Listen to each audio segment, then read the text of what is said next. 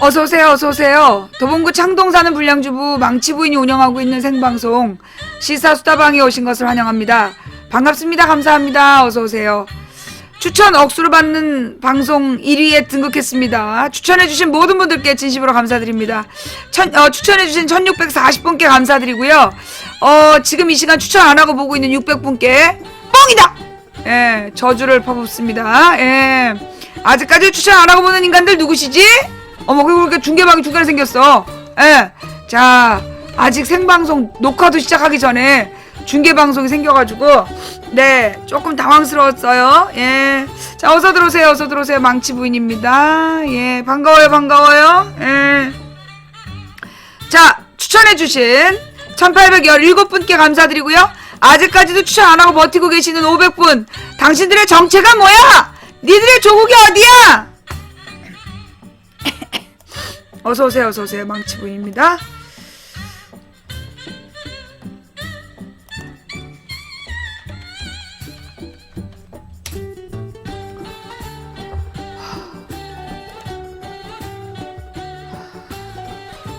감기에 걸렸나봐.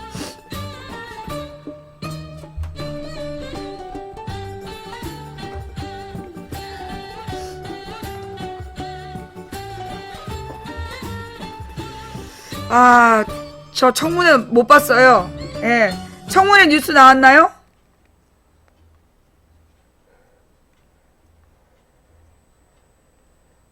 아유, 뜨거워서 못 먹겠다. 좀 식은 다음 먹어야지.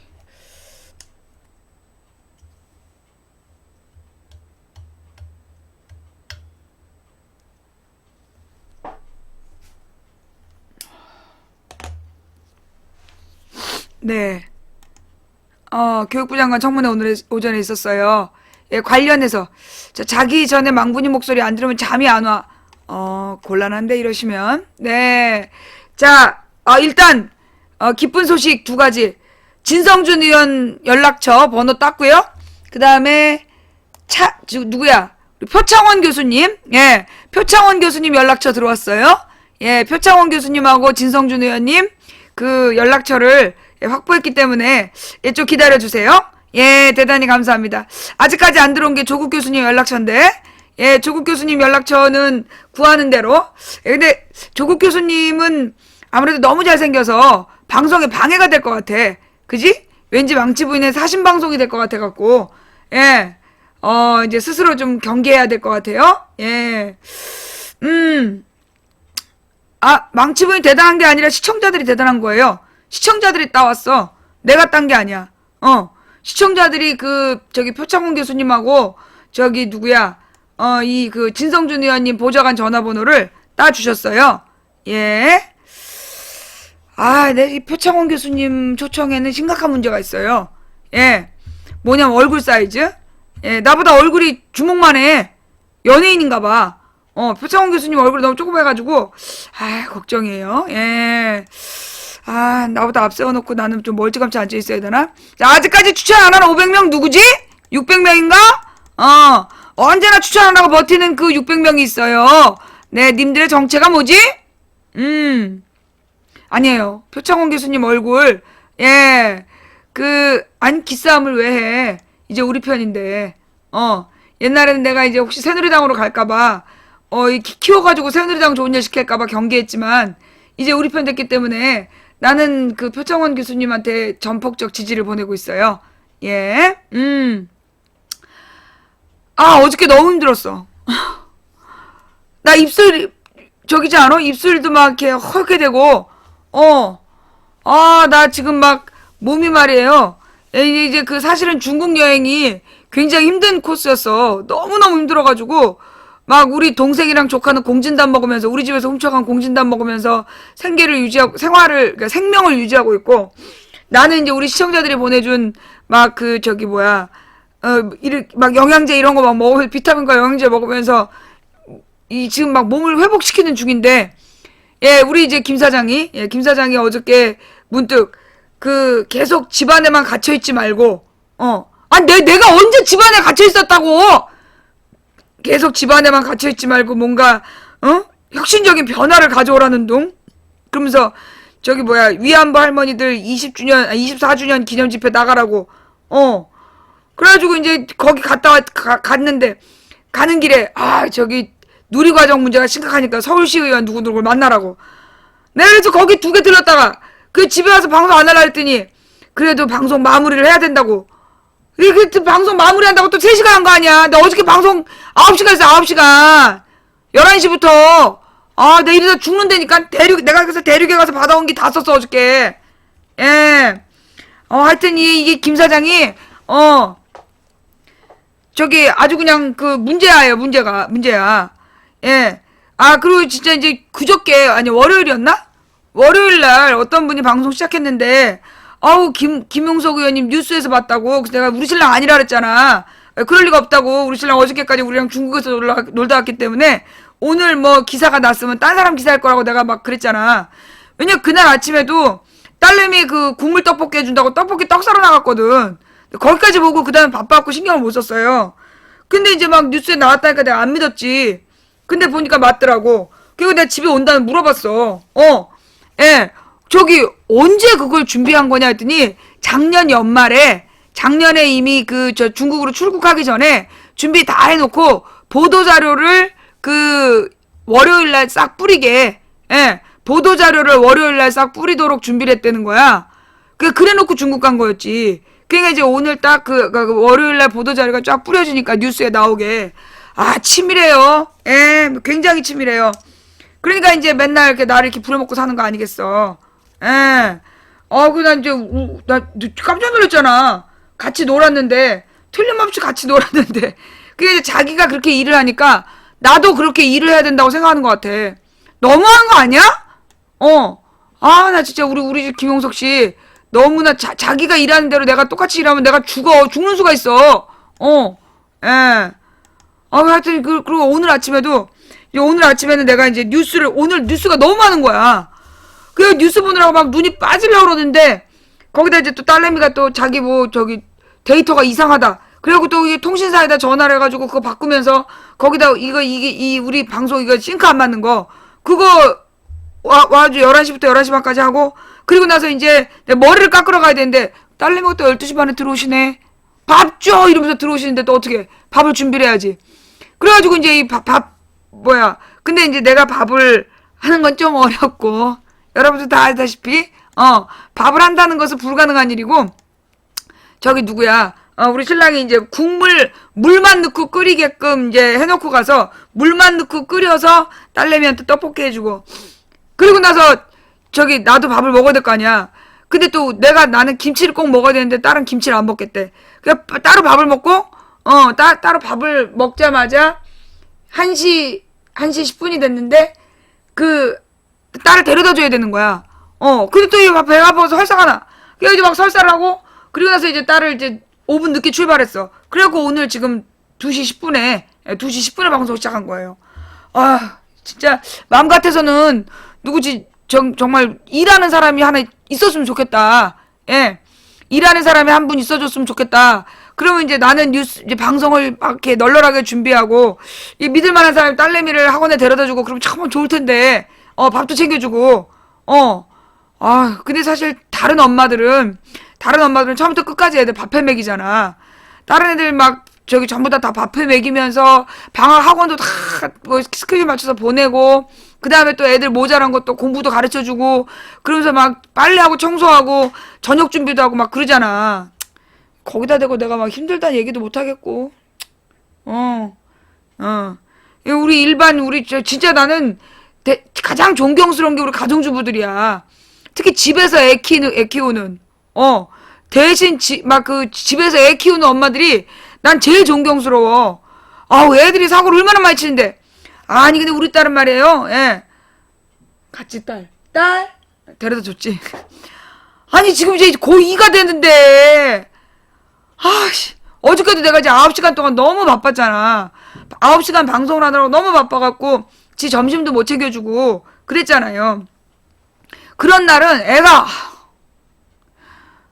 업어달라는 거야. 나보다 키가 10몇 cm가 큰데 업어달라는 거야. 내가 널 어떻게 업어? 했더니, 그냥 이렇게 팔하고 머리만, 팔 이렇게 내 어깨에다 이렇게 두르고 고개 이렇게 하고 그리고 걸어 다니래. 그러더니만 자기가 무서운 얘기를 읽었대, 인터넷에서. 무서운 얘기를 읽어가지고 오늘 엄마랑 자야 되겠대. 너무 피곤해 죽겠는데. 그래가지고 이제 또 데리고 잤잖아. 데리고 잤는데 또 이제 가령 이제 남편이 가운데 자고 내가 한쪽 지가 한쪽 이렇게 자면 좋은데 또 기어이 엄마가 가운데 자야 된대. 그래서 이제 그 좁은 데에서 2인용 침대에서 3명이 자니까 너무 괴로워. 그래놓고 눈을 얼렁하게 뜨고 물어보는 거야. 엄마 내가 어리광부려? 거기다 대고 그러면 또 난리가 나거든. 아니 다 컸지. 우리 딸 너무 성숙하지. 그지? 그럼. 애들은요 아무리 다 커도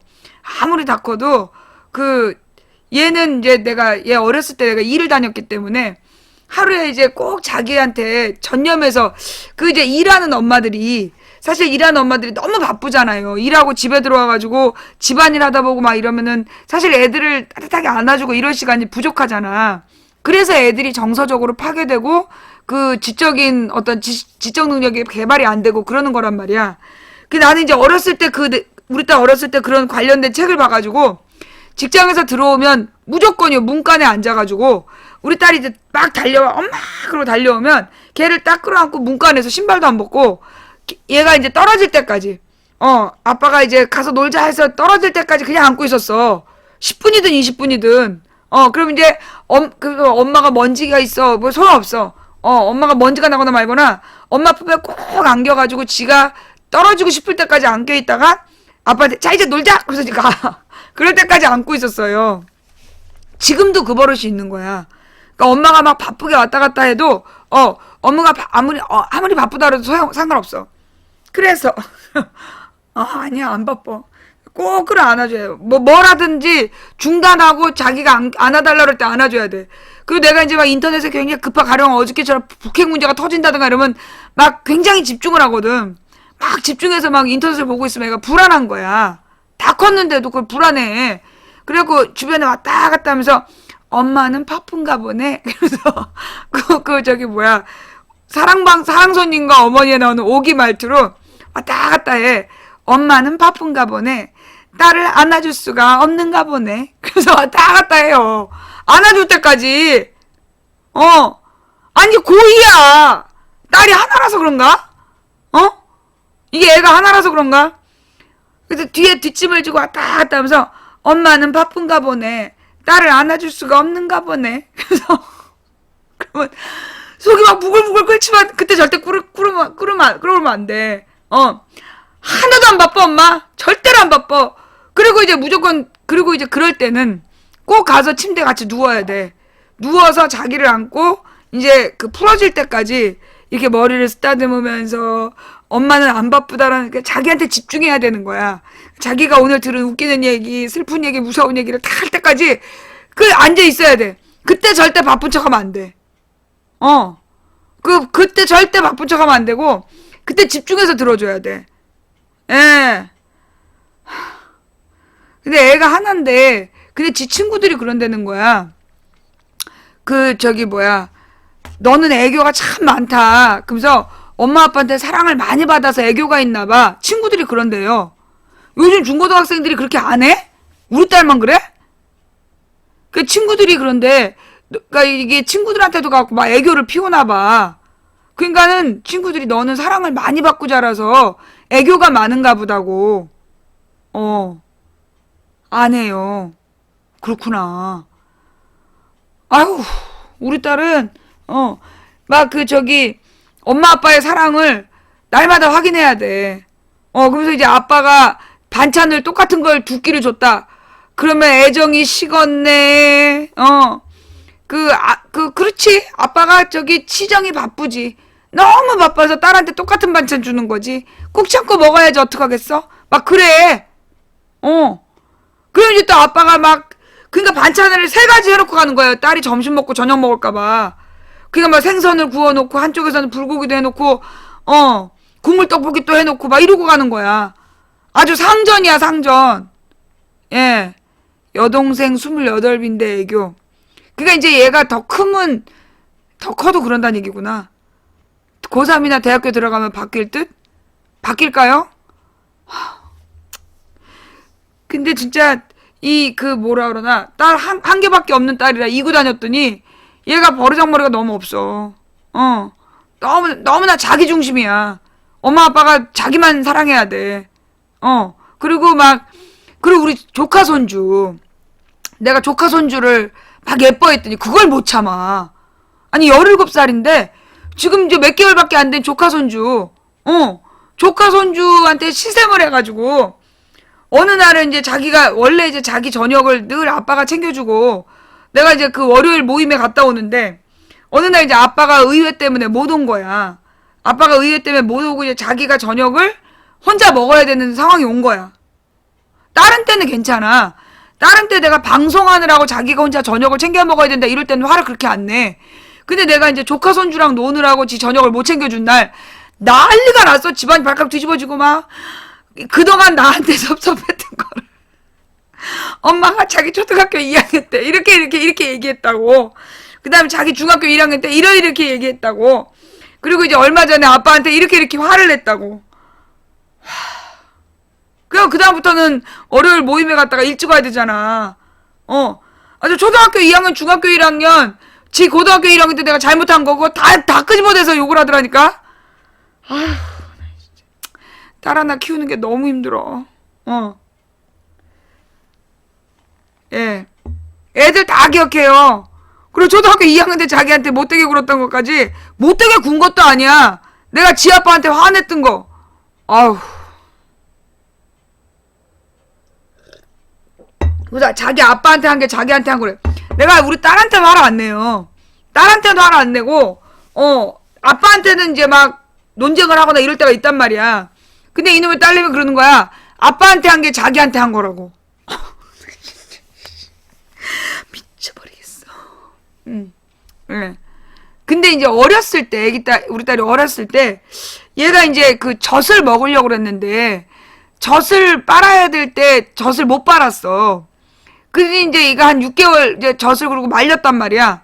그러고 난 다음에 한 6개월쯤 됐을 때 얘가 기어다니기 시작하니까, 자꾸 와서 엄마 얼굴을 빨아먹는 거야. 내가 이제 자고 있으면 얘는 새벽에, 그러니까 밤에 9시에 자고, 아주 어렸을 때부터, 6개월 때부터 9시에 자고, 6시에 일어나는 거야, 새벽에. 그러면 이제 6시에 일어나고 꼭 엄마 얼굴을 빨아먹는 거야. 자고 있는 엄마 얼굴을 쪽쪽 빨아먹으면 우리 신랑이 들어온 거예요. 그래서 들고 갔어, 애를. 애기를 이렇게 들고 가면서 들어온 거예요. 그래서 들고 가. 근데 얘가 그게 아마 엄마를 빨았어야 됐나 봐. 엄마를 빨았어야 됐는데 얼굴을 빨아먹는 걸 아빠가 들어온 거라고 못 빨게 했잖아. 다 큰 다음에도 엄마 얼굴만 보면 빨고 싶어 해. 엄마 얼굴에다 대고 입으로 이렇게 장난을 해요. 뽀뽀도 아니고 이렇게 빠빠 그러면서 장난을 해. 그래서 그게 하고 싶어 했더니 하고 싶대. 그렇게 엄마 얼굴을 이렇게 쪽쪽 이렇게 공기를 빡빡 하는 거야. 그러니까 그게 어린 시절 그걸 하고 넘어갔어야 됐는데 지금 더 들어오셨어. 어린 시절에 하고 넘어갔어야 되는데 그걸 못하니까 그러고 앉아있는 거야 지금도. 애기들이 다 그렇대요. 그래서 그 아이들이 뭔가 이렇게 좀 정서적으로 불안전하고 지적인 의사소통이 안 되는 부분, 그거 결국은 뭐냐 하면 24개월에서 36개월 24개월에 지적인 어떤 하드웨어가 형성이 된대. 애기들은 태어나서 24개월 동안 봤던 색깔, 자극, 소리 이런 것들이 이제 하드웨어를 늘리는 거야. 그 두뇌의 그 용량을 늘리는 거고, 그 다음에 정서는 36개월. 정서의 안정은 36개월까지 되는 거래요. 그러니까 그 기간이 굉장히 중요한 거야. 그때 충분한 부모의 스킨십, 그 다음에 충분한 의사소통이 돼야 돼. 그리고 이 애들이 특히 의사소통이 안 된 애들이 뭐냐면, 그 애들이 옹알이를 해요. 6개월, 그러니까 5개월 정도 지나가면 옹알이를 하는데, 그 옹알이를 할 때 눈을 보면서 얘기를 하거든. 그러니까 이제 애들이 한 5개월은 엄마 아빠를 봐. 둘이 막 대화하는 걸 보면서 뭔가 소리를 낸다라는 걸 알아. 그래가지고 이 애가 지도 소리를 내는데 그 옹알이 할 때 자기는 충분히 자기 의사표현을 한다고 생각하는 거야. 자기도 말하고 있다는 거야. 그래서 엄마 아빠 얘기하는데 옹알이 하는 애들 자기도 대화에 끼어있다고 생각하는 거야. 그래서 그 옹알이를 할 때 엄마 아빠가 무조건 애를 들여다봐줘야 돼. 네. 그리고 이렇게 교양 수업 시간에 배운 내용이에요? 요즘 그런 게 나오는구나. 결혼과 가족. 대학교 교양 수업이 그런 게 있어. 그리고 그 옹알이를 할 때, 옹알이를 할 때 애 눈을 봐줘야 돼. 그러면서 아이의 표정을 보면 자기가 좋은 얘기하는지 슬픈 얘기하는지가 나와. 애가 막 찡그리면서 얘기할 때는 저런 이런 표정을 지어줘야 되고, 막 웃으면서 옹알옹알 할 땐 어머 그랬어요 그러면서 기쁘게 옹알이를 맞춰줘야 돼. 그때 만약에 눈빛을 자기는 지 딴에는 굉장히 중요한 얘기를 하는데 그걸 갖다 못 알아듣고 뭐라는 거야? 말로 해봐 이래봐. 그럼 애가 좌절감을 느껴. 그러니까 막 뭔가 좋은 표정으로 얘기할 땐 어머나 정말 그랬어요 그래주고, 막 이렇게 막 찡그리면서 뭐라면 아이고 저런 그랬어요. 똑같은 말인데 표정으로 같이 해줘야 돼. 못 알아들어도. 근데 그때 그 의사소통을 안 해주면 애가 좌절감을 느끼는 거야. 그리고 애가 막 이제 그 기저귀가 찝찝해서 울었는데 그걸 계속 안 갈아주잖아요. 그러면 얘가 자폐가 되는 거야. 의사소통이 안 되는 거야. 내가 울어도 안 되는구나. 그리고 일찍이 좌절해버리는 거야. 어떤 요구를 이제 끊어버리는 거야. 그래서 그 아기들 애가 기저귀 뭐 쌌다고 울 때 그때 갈아줘야 돼. 그럼 애가 성취감을 느낀대. 내가 기저귀를 갈았다. 환경을 바꿨다. 자기가 울어갖고 기저귀를 바꾸면 그 기저귀를 바꾼 게 자기가 한 줄 아는 거야. 엄마가 갈아줬다고 생각 안 하고. 그래서 그럴 때 꼭 빨리 기저귀를 갈아줘야 되고, 애가 울면서 뭘 요구할 때는 빨리 반응을 해줘야 돼요. 그때 막 우는데 기다려 참어. 뭐 애기들 인내심 키워준다고 기다려 참아로 못 본 척 하잖아. 그러면 아이가 의사소통이 안 되는 거야. 요즘에 ADHD라고 막 그 산만한 거, 애들이 막 산만해가지고 집중이 안 되는 그런 뭐 아동 정신과에서 막 얘기 많이 하잖아요.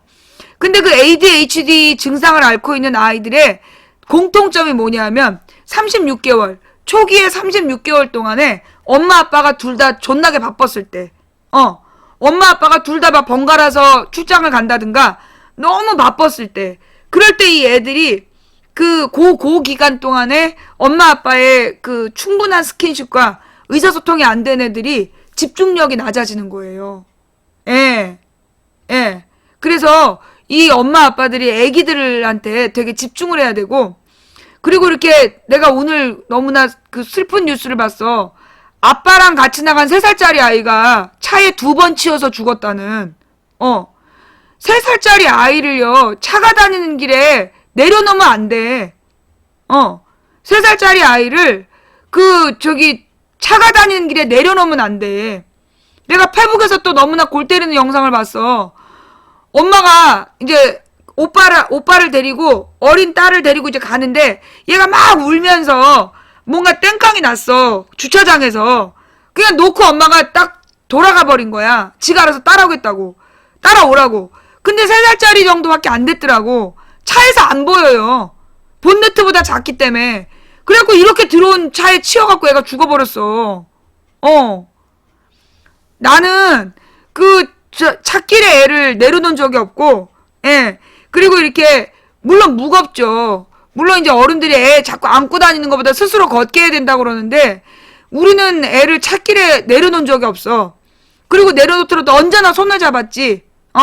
걸어야 된다 할 때는 이제 교육상 손잡고 걸은 적은 있어도, 차가 다니는데, 그리고 차길에 언제나 어른들이 바깥쪽에 쓰고 애들은 안쪽에 놔야 돼요. 그리고 이 애들은 굉장히 산만하기 때문에 이 손을 놓으면 안 돼. 막 뛰어가. 팍팍 튀어. 바로 사고가 나는 거야.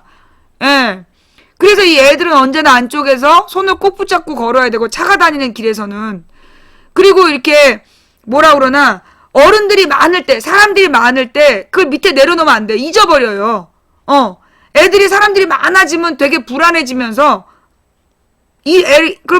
불안하니까 막 어딘가 가버려. 엄마 아빠 찾는다고. 그럴 때는 꼭 안아야 돼. 사람 많을 때는 이렇게 안아서 안정감을 줘야 되고, 그리고 혹시라도 이제 길을 걸어갈 때 애를 끌고 가면 안 돼. 애를 막 끌고 가면 애들이 이렇게 조심성이 없어요. 애들이 그냥 막 그냥 질질 끌려가면서 딴 데 보고 막 그래. 근데 우리는 언제나 아이를 앞에 세워. 앞장 세워서 걸으면서 내가 애 앞에 위험을 보고 이 애를 손을 이렇게 어긋나게 잡는 거지. 우리 딸은 이제 왼쪽 손이고 나는 오른쪽 손 이렇게 잡아서 딸을 앞에 세워놓고 걸어가는 거야. 그래서 어머 저 앞에 뭐가 있네. 물 웅덩이가 있어요. 조심해서 건너자. 이 말을 하면서 걸어가 줘야지. 그걸 막 질질 끌면서 물구덩이를 밟았어. 그러면 안 된다고. 예. 그 위기 탈출에 그렇게 하라고 나와 있어요? 예. 그렇죠. 하나면 가능한데 둘이면 어렵지요. 그러니까 엄마들이 애 하나는 없고 하나는 붙들고 이렇게 가는 거잖아. 심지어는 어떤 엄마 애 하나 없고 애 둘을 데리고 가더라고. 손 붙잡고. 그렇게 가는 엄마가 있는가 하면 애 하나인데도 애를 제압을 못해. 가령 마트 같은 데서 막 애들 땡깡 피우는 경우 있잖아요. 막 땡깡 피우고 울고 뭐 해달라고 그러고 그러는 거. 그거 결국은 뭐냐. 그럼 또 엄마들이 온다? 몰라! 네가 알아서 해! 그리고 앞으로 막 가버려. 근데 그 애가 뭘 사달라는 건 진짜 그걸 사고 싶어서가 아니야. 애기들이 뭘 사달라고 막 요구하는 거는 정말로 그걸 사고 싶어서 그러는 게 아니에요. 뭐냐면 결국은 엄마의 마음을, 엄마의 관심을 끌고 싶은 거야. 예. 엄마의 관심을 끌고 싶어서 그게 사고 싶은 거야. 가령 어른들 중에서도요. 계속 막 옷이나 보석을 사들이는 사람들 있잖아. 뭔가 끊임없이 막 사들이고 자기를 막 꾸미는 사람들. 그 사람들의 특징이 뭐냐면 어렸을 때 예쁘다 소리 못 들은 사람들. 어렸을 때 엄마 아빠가 아이고 우리 예쁜 애기 해주지 않으면 끊임없이 자기 외모를 막 성형을 해서 갈아엎으려고 그러고 끊임없이 이쁜 옷에 집착하고 그러는 거예요. 그리고 애들이 뭔가 끊임없이 자꾸만 살려고 그러는 거, 달라고 요구하는 거, 그거 애정 결핍이야. 예. 그러니까 우리 딸은 어렸을 때 뭘 달라는 게 없었어. 뭘 달라, 뭘 사달라, 그런 게 전혀 없었어요. 그러면서 어린이집에서나 무슨 놀이방에서나 얘는 부모님 사랑을 많이 받았나 봐요. 그래. 왜요? 그러면 어른에 대한 신뢰감이 높다는 거야. 인내심이 강하고 어른에 대한 신뢰감이 높다.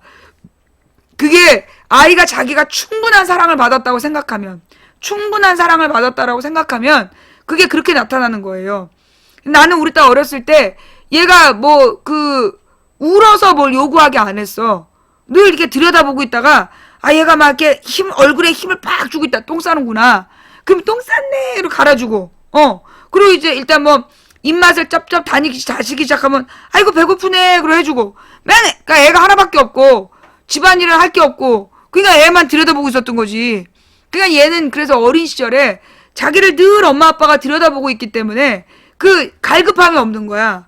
엄마 아빠에 대한 갈급함, 이렇게 애정 결핍 이런 게 없고 대신 이제 그게 지금까지 습관적으로 남아서 지금도 자기를 바라봐야 돼. 지금도 자기를 둘이서 엄마 아빠가 둘이서 막 애정 넘치는 눈으로 계속 바라봐야 되는 거야. 그리고 딴 사람을 좋아하거나 그러면 안 되고. 그런 부작용은 있을 수 있어요. 예, 그런 부작용은 있을 수 있고 고2가 돼서도 오늘은 엄마랑 자야 되겠다. 그러고 침대를 밀고 올라온다든가 그런 경우가 있는데 그래도 우리 딸이 밖에 나가서 굉장히 어른들한테 칭찬을 많이 받아. 학교 선생님들한테도 칭찬을 되게 많이 받고 그리고 모든 선생님이 그리고 심지어 안 가르치는 선생님이 그러니까 우리 딸이 그랬대. 자기를 가르치지 않는 선생님인데 우연히 둘이 같이 나오게 된 거야. 그러니까 얘가 조금 더 빨리 속도를 내가지고 교무실 문을 열고 기다렸대. 그 선생님 지나가시라고. 그랬더만 그 선생님이 너 1학년 몇 반이지? 그러시더래. 우리 딸 반을 알더라는 거야. 자기 가르치지 않는 선생님인데. 네, 그랬더니 너는 이쁘기만 한 게 아니라 예의도 바르고 나면 선생님이 막 이렇게 칭찬하고 가시고 그 다음에는 얘네 담임한테 침 튀기게 칭찬하고 있더라는 거야. 그 반에 그렇게 생긴 애가 너무너무 예의 바르다고. 근데 이제 어딜 가나 그런 얘기를 듣는 게 그래서 우리 딸한테 그래서 그럼 스트레스 받지 않냐. 너 뭐든지 너무 잘하려고 하지 마라. 아이들은 원래 실수하고 야단 맞고 그렇게 크는 거라고. 야단 맞지 않으려고 너무나 자기를 괴롭히지 말라고 그랬더니 자기 아빠가 시의원이고 엄마가 망치 부인인데 자기가 똑바로 해야 되지 않겠냐는 거야. 그래서 뭐라 그러겠어. 딸 이쁘다 그랬지. 하여튼 그래서 이게 뭐라 그러나 부모가 이렇게 열심히 해주면 애도 또 따라오더라고요. 아들 방만 갑자기 열면 화냄. 아들 방문을 갑자기 열면 화냄. 아니 우리 딸도 그래요. 당연히 뭐 가령 휴대폰을 하고 있는데 들여다본다든가 큰일 나. 사생활을 보호하라 그러면서 난리가 나요. 예. 내가 그래가지고 내 꿈이 난 어렸을 때 아들들을 낳겠다. 넷을 낳겠다. 그게 내 꿈이었어. 아들 둘, 딸 둘. 그래가지고 내가 우리 딸을 낳은 다음에도 둘을 더 임신했다니까. 애를 더 낳고 싶어가지고. 근데 그러니까 우리 남편은 당신은 낳기만 할 거잖아. 그래서 협조를 안 해. 내가 막 난 낳고 싶다고 막 그래갖고 이제 간신히 이제 피임을 두 번 안 하고 애기를 둘을 임신을 했는데 둘 다 뱃속에서 계류유산이 됐어요. 그러니까 우리 딸을 낳은 다음에 이상하게 하혈이 한 2달 됐어. 제왕절개를 했는데 그러니까 이게 안 벌어지는 거야. 자궁 문이 안 벌어져가지고 애가 이제 자연적으로 못 나오고 그 양수가 5일 동안 새니까 애가 뇌로 나쁜 균이 들어갈 수 있다고 그래갖고 수술을 한 거야. 수술을 했는데 수술하고 나서 2달 동안 하혈이 있었어요. 그러면서 자궁이 완전히 망가졌나 봐. 자궁이 망가졌는지 그 다음에 애를 둘을 임신을 했는데 둘 다 계류유산이 됐어. 뱃속에서 이렇게 착상까진 되는데 그 애기집까진 생겼는데 심장이 안 뛰는. 그래갖고 둘을 잃었어요. 그래갖고 이제 늘 우리 조카들한테 껄떡댄 거지. 조카들을 맨날 그래서 우리 조카가 지가 내 아들이라고 그러고 다녀. 군대 간 놈도 지가 아들이라고 그러고 뭐 이 딸도 우리를 엄마 아빠처럼 대하고 그러니까 이제 그러다가 이제 손주가 나타나면 얼마나 이쁘겠어. 그리고 손주 이뻐하다가 딸내미한테 벼락 맞고 요즘은 좀 조심하고 있어요. 자, 하여튼 요즘에 사는 게 참 힘든데요. 예, 내가 하고 싶은 얘기의 중심 주제는 뭐냐. 여러분이 아이들 24개월 때, 36개월 때까지 정서적으로는 혹은 지적으로 공감해주지 못했다라면 지금이라도 하세요. 그거 되게 중요해요. 지금이라도 하셔야 돼요. 예. 애가 20살 이전이면, 아이가 20살 이전이면 지금이라도 아이한테 책을 읽어주거나, 예. 아이한테 책을 읽어주고, 그리고 아이한테 그 어깨를 이렇게 두드려준다든가, 스킨십을 꼭 하셔야 돼요. 왜냐면 그게 누구나 그 과정을 다 밟아야 된대. 성장하는 과정에서 반드시 밟아야 되는 과정이 있는 거야. 그게 안 되면 이 아이들이요, 정서적으로 완성되지 않는 거예요. 왜 어른들 중에 보면 다 큰 성인인데 왜 철이 하나도 없고 볼 때마다 열받는 인간들 있잖아. 철딱서니가 없고 볼 때마다 사고 뭉치고 너무 이기적이고 막 가는 곳마다 사고 치는 인간들이 있어. 그들의 문제가 뭐냐면 20살 이전에 받아야 될 그 과정을 못 받아서 그런 거예요. 예. 그 지금이라도 해주시고, 만약에 자식이 20이 넘었다. 방법은 뭐밖에 없어? 대화밖에 없어요. 그리고 그 대화의 시작은 무조건 사과여야 해. 엄마가 혹은 아빠가 그 오늘 망치부인이라는 인터넷 방송을 봤는데 애기들은 24개월 때 36개월 때 충분히 안아주고 눈을 보고 대화를 해야 된다더라. 근데 내가 너 어렸을 때 그렇게 못했다. 지금 생각하면 그게 너무나 후회가 된다. 아들아, 딸아, 미안해서 어떡하지? 그렇게 진지하게 얘기하시잖아요. 그러면 아이들이요, 받아들여요. 예. 아이들한테 그 막 애들이 불만을 막 얘기할 때 어따 대고 부모한테 그래! 그러면 안 돼요. 애가 막 부모한테 화를 낼 때 이게 어디서 버르장머리 없이 부모한테 이따위로 구느냐 이렇게 하면 안 되고 잠자코 들은 다음에 시간이 좀 지나서 그래 엄마가 잘못했다. 네가 화낼만 하구나. 미안하다. 해줘야 돼요. 아빠가 잘못했다. 네가 충분히 화날만 하다. 그러니 엄마 아빠가 미안하다. 사과를 꼭 해줘야 돼요. 그렇게 사과를 해줘야 아이의 마음속에 그것도 진심으로 해야 돼요. 그래 미안해 이게 아니라 진심으로 엄마 아빠가 곰곰이 생각해보니까 네가 정말 화낼만 하다. 누구라도 너한테 그렇게 하면 안 된다. 너는 굉장히 중요한 존재인데 엄마 아빠가 큰 잘못을 했다. 진심으로 미안하다. 어떻게 하면 네 마음이 나아지겠니? 이렇게 해주잖아요. 그러면 이 아이의 마음속에 응어리가 풀어져요. 그렇지 않으면 그렇게 스킨십이나 눈을 보고 대화하거나 이게 안 됐던 경우는 반드시 문제가 생겨요. 인성이든 지성이든 문제가 생기게 되어 있어요. 근데 요즘은 옛날에 왜 가령 몇 년 전에 되게 유행했던 이야기, 우리 애가 너무 착한 애라고, 가령 학교에서 그걸 뭐라 그러니, 학교폭력을 한 아이가 걸리잖아요. 그 엄마들이 와서 다 하는 얘기가 뭐냐면, 우리 애는 너무 착하다고. 그래서 그 착한 기준이 뭐냐? 공부 잘한다고. 그 학원 한 번 빠진 적 없고, 공부 잘하면 착하다고 생각하는 거야. 그건 여자들이 외제차 탄 남자가 착해 보이고, 남자들은 몸매 이쁜 여자가 착해 보이는 거랑 똑같은 거야. 잘못된 기준인 거죠. 성적하고 착한 게 무슨 관계가 있어. 그러니까 부모들이 아이들이 사고 쳤는데 학교에 와서 다 그런대잖아. 우리 애가 너무 착해갖고 이런 거 생각도 못했다고. 확실하냐고 따진다는 거야. 그래서 그 착하다는 기준이 뭐냐고 물어보면 우리 애가 학원 한 번 안 빠지고 그 시험 공부도 지가 알아서 하는 애라고. 물론 무슨 지가 알아서 해. 부모들이 존나리 공부를 시킨 거지. 그것도 있었지. 내가 우리 조카네 선생님 이야기. 조카네 선생님이 와갖고 이제 얘기를 했는데, 조카 선생님의 친구가 그 자식이 휴대폰을 놓고 갔는데, 휴대폰이 울리더라는 거야. 근데 거기에 개 같은 놈이라고 뜨더래. 그게 너무 놀래갖고 누군가 받아봤더니 남편이더라는 거야. 그래가지고 이제 깜짝 놀랐고 이 엄마가 아들 전화로 전화를 했대. 그랬더니 똑같은 년이라고 써있더라는 거야. 개 같은 놈 똑같은 년. 엄마 아빠가 그렇게 되어 있더라는 거예요. 얼마나 충격을 먹었겠어. 그런데 더 웃긴 게 뭐냐면 이제 우리 조카네 선생님한테 상담을 한 거야. 그 여자친구가. 그 엄마가 하는 말이 우리 애는 너무 착해서 상상도 못했다고. 그래서 그 착한 게 뭐냐 했더니 공부를 잘했다고. 성적이 상위권이라고. 성적이 상위권인 애들이요. 더 그래요. 우리가 왕따, 학교폭력에 대해서 이제 조사를 했어. 그랬더니 실제로 학교폭력의 가해자들이 누구냐? 일진 이런 애들이 아니야. 옛날 말로 일진. 소위 막 불량 서클에 가입한 애들은 아예 안 건드려. 학교에서 애들 안 건드려. 얘네들은 학교 바깥에 있는 일진들하고 싸우러 다니느라고 학교 애들 안 괴롭혀요. 그러면 누가 학교폭력의 주로 가해자냐 하면, 왜 상중, 상하가 있어. 그러면 주로 상하, 상중인 애들. 상하에서 상중으로 가고 싶은데 안 되는 애들 있잖아. 그러니까 가령 이제 반이 30명이면 그러니까 이제 뭐 한 10등에서 15등. 예. 10등에서 15등 정도 하는 애들이 그러니까 뭐 한 7, 8등에서 12, 3등 하는 요 정도 하는 애들.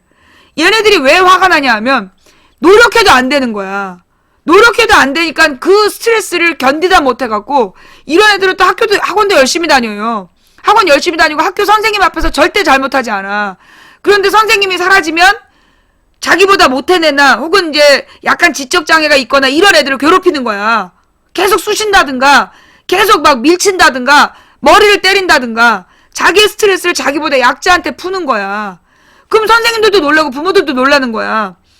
성적도 상위권이고 언제나 모범생이었는데 얘가 왜 그랬는지 이해가 안 돼. 그래서 약간 모자란 애가 선생님 제가 나 때려요 안 믿는 거야. 정신 차려! 가서 공부나 해! 근데 그 원인이 뭐냐 하면 이 상중 아이들이요. 예. 본방 인원을 늘리는 아이템. 지금 2,000명인데 어떻게 늘려요? 예. 2,000명인데 어떻게 늘려? 하여튼 그래서 이 아이들이 그런 애들이 문제인 거예요. 근데 부모들은 그렇게 상위권만 되면 내 자식은 착하다고 생각해. 착한 거 아니에요. 난 우리 딸한테 맨날 그래. 너 엄마는 공부 잘하고 싸가지 없는 애는 필요 없다. 나는 엄마는 네가 공부를 하위 바닥을 쓸고 다녀도 남들한테 얘는 참 성실한 애예요. 얘는 참 착한 애예요. 예의 바른 애예요. 이런 얘기를 듣는 걸 원하지 성적 상위권이고 싸가지 없는 애란 얘기 듣는 거 엄마는 싫다고. 그러면서 내가 맨날 얘기를 해서 공부해봤자 소용없다. 인성이 더 중요한 거다. 결국 인성이 좋은 사람이 성공하게 돼 있다. 그러니까 우리 딸이 그러는 거야. 좋은 대학 가려면 공부를 잘해야 된다는 거야. 그래서 좋은 대학 나오면 취직 잘 된대 했더니 가만히 있어. 좋은 대학, 그러니까 애들한테 부모도, 그러니까 학교도, 학원도 다 그렇게 가르치는 거야. 네가 좋은 대학 나와야 좋은 데 취직한다. 그렇게 가르치는 거야. 그러니까 자, 인생에 성공하려면 공부를 잘해야 된다가 우리 딸의 주장이었어. 근데 이제 토론을 하면서 그래서 요즘에 서울대연대 고대 나와서 취직 잘 된대? 가만히 있어. 그리고 이제 서울대 나와서 9급 공무원 한다는 그 뉴스도 보여주고 연대 50%밖에 정규직 안 된다는 얘기도 보여줬어. 이렇다. 지금 명문대학 나온다 그래서 취직 잘 되는 거 아니다. 오로지 명문대학만 가면 인생을 성공하는 것처럼 아이들 키우는데 그거 잘못된 거다. 인생은 그러면 결국은 명문대를 나와서 그럼 성공하는 게 아니면 그럼 인생은 뭐가 중요하느냐. 그래서 인생은 네가 그렇게 갑부가 아니어도 네 주변에 너를 염려하는 친구들이 있고 네가 다치거나 위험에 처했을 때 너를 도우려는 손길들이 있을 때 그게 성공한 인생이다. 그리고 네가 너보다 약한 사람들을 돕는 인생, 그게 성공한 인생이다. 공부를 잘하고 아니 여러분 생각해봐요. 전교 1등만 했어. 막 특목고 갔어. 그리고 나서 명문대 갔어. 명문대 졸업해서 대기업에 취업했어. 그러면 어떻게 돼? 38에서 40살 되면 퇴직해야 되잖아. 그렇게 대기업 들어갔다가 30, 40대에 퇴직하잖아. 명예퇴직. 요즘은 20대에도 명예퇴직하라고 그러는 거 아니야. 그러면 실업자야. 그러니 우리가 굳이 시간 가는 줄 모르고 시청해주신 여러분 대단히 감사합니다. 시간 가는 줄은 몰라도 추천을 해야 돼요. 현재까지 추천이 시청자는 3,871분이 보고 계시는데 추천은 2,500. 한 1,300명이 추천 안 하고 보고 있네? 너무 재밌어서 추천한 걸 깜빡하셨구나? 그래, 그런 경우 있어요. 옛날에 내가 밤새워서 방송할 때. 망치부인님 너무 재밌게 보느라고 어떻게 추천 못했어요? 야! 망치부인님, 저는 여친이랑 같이 봐요. 아이디 하나로. 망치부인님, 여기는 우리 라인 쌀같이 모여서 봐! 추천 한 개만 하시고요. 그러면 안 돼요. 온 가족이 아이디 하나로 보시면 안 되는 겁니다. 예, 추천은 개인의 의무예요. 예, 이 추천은 이게 공짜이기 때문에, 이 그럼 추천은 어떻게 하는 건데? 모바일로 보시는 분들은, 자, 저하고 손을 마주쳐 보실까요? 예, 손을 이렇게 마주쳐 보시면, 요쪽 귀퉁이에 엄지손가락 나옵니다. 엄지손가락을 누르면 추천이 되는 거예요. 컴퓨터로 보시는 분들은, 자, 여기 보면 요 밑에 아프리카라는 글씨가 보이죠? 아프리카 TV라는 글씨가 보이는데, 여기서 AFREECA 할 때 두 번째 이자 밑으로 내려가면 엄지손가락이 보이죠? 그거를 손으로 누르시면 안 돼요. 이 마우스로 클릭을 하시면 그게 추천이 되는 겁니다. 그 옆에 별표는 뭐야? 즐겨찾기예요. 가령 이런 경우죠. 어저께 중간에 방폭이 됐어. 그러자 많은 분들이 문자랑 텔레그램으로 방송이 갑자기 끊겼어요. 이게 무슨 일이에요? 네, 즐겨찾기 안 했다는 뜻이죠. 이때 이 별표를 눌러 놓으시면, 즐겨찾기를 해 놓으시면, 망치부인 방송이 새로 시작될 때마다 띵띵 알려드려요. 예. 자, 즐겨찾기 다 같이 한번 해보실까요? 예. 이제 그 추천, 여기 보시면, 화면에 보시면 엄지손가락이 보이고, 그 옆에 별표 보이시죠? 예, 이게 엄지손가락 추천입니다. 요 별표가 이게 뭐예요? 즐겨찾기예요. 예, 요걸 누르시면, 방송이 시작될 때마다, 망치부인의 방송이 시작될 때마다 띵띵 망치부인 방송이 시작됐습니다. 알려드립니다. 예, 요 즐겨찾기 기능을 모르시는 분들이 있어요. 그 다음 텔레그램으로 구구절절이 블랙을 풀어달라는 얘기를 하셔서 아프리카로 쪽지를 보내주세요. 그러면 저한테 또 사진 하나 떡하니 찍어보내요. 블랙리스트는 BJ에게 부탁하셔야 된다고. 아프리카로 쪽지를 보내란 얘기는 아프리카로 접속하셔서 나한테 쪽지를 보내란 얘기예요. 쪽지를 어떻게 보내는데? 예, 쪽지 보내기. 아프리카의 컴퓨터로 접속하시면 로그인 창에 쪽지 보내기가 나옵니다. 예, 쪽지 보내기를 누르시고 GTV7을 아이디에다 적으시고 그 다음에 블랙을 풀어주세요. 그 다음에 그 밑에다 이러이러한 사정으로 블랙에 걸렸는데 풀어주세요. 라고 쓰시면 제가 풀어드립니다. 간혹 근데 이런 경우 있어요. 블랙 좀 풀어주지? 영구 블랙이야. 쪽지를 보내갖고 블랙 좀 풀어주지? 딱 그렇게 보냈어. 영구 블랙이야. 얘는 블랙리스트 다 풀린 다음에 그거 싹 긁어갖고 도로 블랙 걸 거야. 알았지? 아주 제수뽕이야. 내가 우리 방송은 문자만 된다니까 연락 바랍니다. 이런 문자를 보내질 않나. 블랙을 풀어달라는 부탁은 쪽지를 보내셔야 되는데, 그러니까 블랙 좀 풀어주지? 야! 내가 요즘에 너무 착하게 굴었어. 너무 서정적으로 굴었나봐. 그니까 아주 그냥 세상 무서운 줄은 몰라. 예. 근데 본방의 인원수를 늘리는 아이템이 뭐예요? 본방 인원수 늘리는 게 지금 여기 2,000명 보고 있거든요? 원래 500명 방인데 파트너 BJ라서 500명 늘려갖고 1,000명. 그럼 이제 이 1,000명이 모바일 1,000명, 컴퓨터 1,000명에서 2,000명이 보고 있는데 더 어떻게 늘리라고? 2,200명으로 100명 늘리는 거? 네. 이게 적용된 거예요. 지금 500명 늘려가지고 지금 본방이 1,000명이고 1,000명 방은 모바일 1,000명, 컴퓨터 1,000명에서 2,000명이 보는 거예요. 예. 개 시끄럽네. 그 시끄러운 개를 왜 키우세요? 예. 너무 시끄러우시면 꺼져주시고요. 예. 자, 오늘은 이 싱크가 딱딱 맞죠? 예. 이게 우리 방송 이 컴퓨터 제작해주신 분이 무려 3주째네. 3주를 고생해가지고 모든 문제를 해결해 주셨어. 이제 이분은 고이 잘 살아야 돼. 그래야 내가 필요할 때마다 컴퓨터 한 대를 더 주문할 수 있기 때문에. 예. 하여튼 이제 잡음, 왜 이제까지 망치부인 방송을 보면 삐 하는 전자음이 깔려 있었어, 기본으로. 그리고 내 목소리가 더 스크래치가 나가지고 더 듣기가 괴로웠단 말이야. 근데 이 오디오 인터페이스를 장착한 다음에 팟빵으로 들으시는 분들이 망치부인님 목소리가 너무 좋아지셨어요. 이런 문자를 많이 보내시더라고요. 예. 이 오디오 인터페이스라는 거 덕분에 소리가 좋아졌고요. 그 다음에, 대신에 이게 싱크가 안 맞았어. 이제 좀 하는 곳에 들렀다 가니까. 근데 이 부분을 또 코덱이라는 걸 깔아주셨더라고요. 그래서 이제 코덱이라는 걸 깔아가지고 그 싱크를 딱 맞추셨어요. 요게 지금 녹화가 어떻게 될지는, 이 녹화, 이제까지 우리 참대장님이나 여비고님이 이 싱크가 안 맞아서 그 싱크를 맞추느라고 무슨 인코딩인가 뭔가 작업을 거치셨다는데, 오늘부터는 그게 안 해도 되지 않을까 싶긴 한데, 네. 완벽한 사크? 옥구슬 목소리? 그분 고이 살아야 해. 그래요? 하여튼 오늘 싱크가 잘 맞아서 다행이고요. 자, 그러면 이제 오늘의 주제로 들어갈게요. 첫 번째는 제가 어저께 연봉 7,000으로 통일한 미국 회사가 있다 그랬잖아요.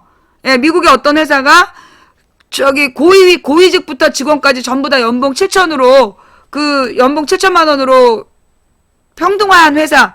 그게 구글이나 애플이 아니라 그래비티 페이먼트라는 회사래요. 예. 그래비티 페이먼트라는 회사. 그래가지고 원래 7천만 원보다 많이 받던 사람도 7천만 원이 된 거야. 그리고 7천만 원보다 적게 받던 사람도 7천만 원이 되고. 그래서 회사 분위기가 나빠지지 않았느냐? 아니라는 거예요. 보다 더 더 높은 연봉을 받아야 된다라고 막 스트레스를 받던 게 사라지니까 도리어 창의적이 됐다. 그렇게 얘기하고 있대요. 그게 그래비티 페이먼트라는 회사 이야기고요. 또 하나, 제가 인천공항 민영화 이야기 했잖아요. 내가 틀림없이 기사를 봤는데, 인천공항 민영화가 안 됐다고 누가 지적질을 한 거야. 이 미친놈 무슨 기사를 아무리 찾아도 없는 거야. 그리고 내가 다시 찾아보니까 인천공항철도가 민영화가 됐어. 죄송합니다. 예. 인천공항철도가 민영화가 됐고요. 그러면 도대체 인천공항이 왜 그렇게 됐나? 예. 지금부터 보여드릴게요.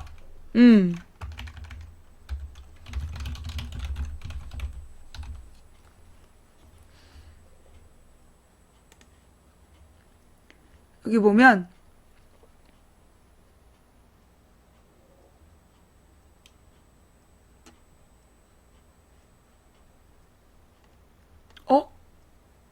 왜 6월 20일께 뜨지? 네, 잠깐만요.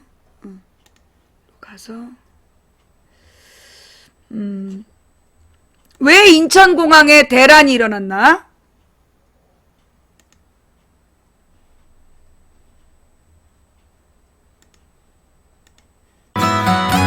김성환의 행간 시사평론가 김성환 씨 나오셨습니다. 어서 오십시오. 네, 안녕하세요. 어제 북한의 핵실험 뉴스로 많은 뉴스들이 덮였어요. 예, 맞습니다. 예. 그리고 저도 또 깜짝 놀랐고 많은 분들이 아마 같이 놀라셨을 것 같습니다. 그야말로 뉴스 폭탄이 터진 네. 이런 느낌인데, 오늘 행간에서는 그 와중에도 우리가 넘겨선 안 될 만한 부분을 하나 좀 짚어주신다고요. 네, 그렇습니다. 인천공항 얘기를 좀 해볼까 하는데요. 예. 뭐 북핵 위기도 위기지만 인천공항도 지금 위기에 빠져 있는 상황입니다. 그래요. 이 연초에 공항 수화물 시스템이 사실상 마비되면서 항공기 지연 운항이 속출하는 사태가 벌어졌는데요. 인천공항 수화물 대란, 이 뉴스의 행간을 좀 살펴볼까 합니다. 그러니까 세계 공항 서비스 평가에서 10년 동안 1위를 했다는 인천공항인데 예. 어떻게 하다가 수화물 대란이 일어났나. 예견된 일이라는 비판도 나오고요. 네, 맞습니다. 방금 전에 뭐 공항 서비스 평가에서 10년 동안 1위 기록했다. 뭐 공항에 가면 쫙 붙어 있잖아요. 맞아요. 근데 이건 사실 겉으로 드러난 모습일 뿐이고요. 이미 내부적으로는 좀 심각한 상황입니다. 인천공항은 이미 수용 인원을 훨씬 초과한 상태입니다. 그래요? 연간 수용 인원이 4,400만 명인데요. 지난해 이미 이용객이 4,920만 명을 돌파했습니다. 올해는 5천만 명을 넘는다고 하는데요. 이 수화물 대란이 발생했던 지난 3일 하루 동안에만 17만 3천 명의 여객이 몰렸습니다. 하루 동안? 네. 그런데 공항 시설을 개선하거나 확장하지 않았는데 이 비좁은 식당에 한꺼번에 손님 몰리면 길게 줄들어서게 되잖아요. 그렇죠. 그런 비슷한 상황이 벌어졌습니다. 아하. 공항 이용자가 많으니까 수화물이 늘어나는 건 당연한데요. 물론이죠. 시간당 7,500개의 수화물이 몰리고 또 규격 수화물이 아니라 막 규격이 또 다 다르니까 수화물 처리 시스템이 오작동을 일으키기 시작했고 수화물 대란이 일어났습니다. 그렇게 해서 결국은 그래가지고 사람은 떠났는데 짐은 안 오고 뭐 이렇게 된 거잖아요. 네, 하루 종일. 5,200개의 짐이 제대로 비행기 출발할 때 같이 가지를 못하고 뒤에 나중에 따라가는 뭐 이런 현상도 벌어졌고요. 출발편 항공기만 160편이 지연 운항되는 일이 벌어졌습니다. 160편이 예. 하루 동안. 근데 앞으로가 더 큰 문제인데 2월 설날 연휴 때는 출국자도 늘어날 거고 그렇죠. 6호 같은 해외 관광객이 또 더 많이 들어올 거 아니겠어요? 예. 그때 또 대란이 일어나지 않을까 지금 우려하고 있는 상황입니다. 세계 1위 인천공항에서 발생한 이 수화물 대란. 이 뉴스의 이면 어떤 거 보이십니까? 첫 번째인가는 재앙이 없었던 게 오히려 이상하다. 이겁니다. 이건 무슨 말씀이세요? 인천공항은 지금 리더십 부재 상태입니다. 이 리더의 가장 큰 역할이 뭐겠습니까? 아무리 조직이 적거나 크거나 상관없이 예. 다가올 미래의 위기를 예측하고 그렇죠. 대비하고 현재 발생한 위기에 발빠르게 대처하는 거 아니겠습니까? 좀 높이서 바라보면서 뭔가 네, 비전을 그렇죠. 만드는 거죠. 그게 사장한테 더 많은 월급을 주는 이유죠. 그럼요. 근데 인천공항은 이런 능력이 이미 마비가 된 상태입니다. 이게 바로 낙하산 인사의 폐해인데요. 취임 전에는 낙하산 인사는 절대 없을 거다 이렇게 얘기했던 박근혜 대통령도 취임한 이후에는 태도가 달라졌잖아요. 이봐. 이 재작년 10월이었는데요. 새누리당 경남도지사 경선에서 패했던 박안수 전 창원시장이 낙하산 사장으로 임명이 됐습니다. 그러니까 전 창원시장이 지금 인천공항 사장. 지금 이미 그만둬서 사장이 없는 상태입니다. 그렇죠. 사장 대행 체제인데요. 그러네요. 박 전 시장은 공무원 출신이고 기업 경험을 한 번도 해본 사람이 아니고 공항에 대해서는 문외한입니다. 예. 근데 밤낮으로 공부해도 모자랄 판인데 박 사장은 애초부터 공항 운영에 별로 관심이 없었다고 합니다. 그래요? 취임 이후에 하루가 멀다 하고 지역구를 찾았고요. 일종의 지역구 관리를 해왔던 겁니다. 아하. 급기야 지난달에 임기 1년 10개월을 남겨두고 총선 출마한다고 자진 사퇴를 했습니다. 이 자진 사퇴 사실은 잘 몰랐어요. 네. 임명된 것들은 그때 뭐 떠들썩하게 알았지만 결국 총선 출마한다고 사표 내고 떠났군요. 그럼 사장이 공백 상태가 돼버린 거죠. 박 사장 직전 사장도 마찬가지였습니다. 정창수 사장은 2013년 6월에 임명이 됐는데요. 예. 취임 8개월 만에 강원지사 선거에 나간다 이러면서 사표를 던졌습니다. 그래요. 연이어 사장 2명이 이렇게 공항을 경영을 했으니까 리더십이 있을 리가 없겠죠. 그러네요. 미래 예측 기능이 마비가 되고 오히려 더 큰 재앙이 없었던 게 천원이라고 봐야 될 것 같습니다. 야, 듣고 보니까 수화물 대란 정도인 게 감사한. 예. 참, 수화물 대란 또 어떤 행간이 있습니까? 두 번째 인간은 민영화 타령하다 이꼴났다 이겁니다. 민영화 타령을 하긴 했었거든요. 네, 그렇죠. 인천공항 뭐 늘 정부의 민영화 1순위 대상에 올랐던 곳이니까요. 예. 이명박 정부 때 아마 다 기억하실 겁니다. 헐값 매각 논란, 국부 유출 논란이 굉장히 시끄러웠잖아요. 그랬었죠. 그 이후에도 툭하면 민영화 논란이 일어났는데요. 민영화의 핵심 뭐 여러 가지 문제를 차치하고서라도 민영화가 좋으냐 안 좋으냐, 돈을 잘 버느냐 못 버느냐가 아닙니다. 민영화 논란의 후과가 너무 크다고 하는 건데요. 민영화 논란을 말끔하게 정리하지 못하고 나니까 언제 민영화될지 모른다. 그래서 인천공항 투자 계획이 올스톱돼 있다는 겁니다. 그러니까 지금 민영화가 되는 게 바람직하니 아니냐 뭐 이 논란 떠나서 네. 야, 저긴 언제 될지 몰라라는 생각이 한번 들고 나니까 투자가 안 돼요. 예, 투자할 사람도 투자를 안 하게 되고 투자해야 할 사람도 투자를 안 하는 현상이 나타나는데요. 지금 2009년부터 제2여객터미널과 계류장을 건설하는 공항 공사가 이제 시작이 되고 있는데 이게 2017년에야 마칠 계획입니다. 그렇게 하면 연간 수용 능력이 6,200만 명에 불과한데요. 이미 5천만 명을 돌파했어요. 그러네요. 3단계 공사를 서둘러야 하는데 3단계 건설 사업은 제대로 시작도 못하고 있는 상황입니다. 투자 유치에 차질이 빚어지면서 공항 건설 계획의 30% 이상 사업이 지금 축소돼 있는 그러니까 상황입니다. 이제 인천 공항 같은 데를 어떻게 개보수하려면 외부에서 투자를 해줘야 되거든요. 예, 그렇죠. 근데 누가 여기다가 과연 베팅을 하겠는가? 그렇죠. 언제 네, 팔릴지 맞습니다. 모르는데. 이제 이렇게 민영화 타령만 하다 보니까 경쟁력에 뒤처지는 공항이 돼버렸다는 거죠. 행간 또 있습니까? 세 번째 행간은 어디 인천공항뿐이랴 이겁니다. 또 있어요 이런 곳? 겁나네요. 인천공항 수화물 대란 사태는요 재앙의 시작일 수 있습니다. 이게 일종의 경고음이라고도 볼 수 있는데요. 며칠 전에 저가 항공사가 출입문 제대로 닫지 않고 이륙해서 승객들이 그때 이런 얘기했잖아요. 저가 항공이면 기내식 조금 덜 주는 줄 알았지 안전까지 저가로 하라고 한 건 아니지 않느냐. 목숨값이었냐 이런 얘기 예. 나왔어요 인터뷰이한테. 우리 사회 전반을 지배하는 논리가 좀 비슷한 것 같은데요. 김범준 성균관대 교수가 쓴 세상 물정의 물리학이라는 책에 보면 예. 초등학교와 커피 전문점의 차이가 나옵니다. 초등학교와 커피 전문점. 예. 초등학교는 학생의 이동 거리를 고려해서 위치를 선정하는데 커피 전문점은 인구 밀도의 순 정비례해서 들어선다는 거죠. 그러니까 초등학교는 공공성을 중요하게 생각하지만 커피 전문점은 경제 효율만 따진다. 근데 이런 식의 논리가 인천공항, KTX 민영화, 진주우령 폐업 이런 데 다 적용이 되고 있다는 건데요. 그래요. 이번에 인천공항 수화물 대란 사태가 바로 이런 고민거리를 우리한테 던져주지 않나 싶습니다. 그냥 넘어갈 문제가 절대 아니네요. 네, 맞습니다. 김성환 씨 수고하셨습니다. 네, 고맙습니다. 한간이었습니다. 중요한 얘기죠. 네. 그러니까 인천공항이 이 공항 철도는 원래 또 무료였어. 공항 철도를 만들 때요. 그게 인천공항공사에 적자가 막 된 거야. 왜냐면 그걸 만들 때부터 수요가 되게 사용자가 적을 거다 그러면서 무료로 했든가 그래서 무료로 시작을 했는데 나중에 이제 문제가 되고 적자가 계속 쌓인 거야. 그래가지고 그 인천공항철도를 또 팔았어. 결국 민영화가 된 거야. 그 다음에 지금 인천공항철도가 너무 비싸진 거야. 예. 너무 비싸져가지고 또 그것 때문에 또 난리도 아니야. 그런데 인천공항은 저지경이 됐는데 한마디로 경영진이 없는 거죠. 인천공항에 대해서 제가 이명박이 민영화했기 때문이다 라고 얘기했는데요. 그건 잘못이었어요. 이명박이 민영화한다고 뻥을 친 데다가 박근혜가 내리꽂은 무능력한 낙하산 때문이다. 예. 그 인천공항이 지금 개판이 된 이유는 민영화가 됐기 때문이 아니라 이명박이 민영화하려고 계속 5년을 흔들어댄 데다가 그래서 이 공항을 확장해야 되는데 투자를 안 하고 있는 게 첫 번째 문제이고 두 번째는 경영 자체를 박근혜가 너무나 무능력한 지사람을 낙하산으로 꽂는 바람에 이 꼬라지가 났다. 예. 그래서 수화물 대란 제주공항도 낙하산 인사의 폐해다. 사장들이 줄줄이 총선 나간다고 자리를 비워서 이 지경이 됐다. 예. 그래서 내가 내 방송을 100% 믿으면 안 된다 그랬잖아. 계속 검증하면서 들으셔야 돼요. 뭔가 좀 확인을 해봐야 되고. 그래서 우리가 그냥 민영화돼서 그런가 보다 하고 넘어갔으면 이명박만 억울하게 욕먹었겠지? 박근혜랑 공범인데. 예. 그래서 다시 한번, 박근혜도 공범이고 박근혜가 더 나쁘다라는 걸 확인하고 넘어갑니다. 문제 제기해주신 님 대단히 감사합니다. 예.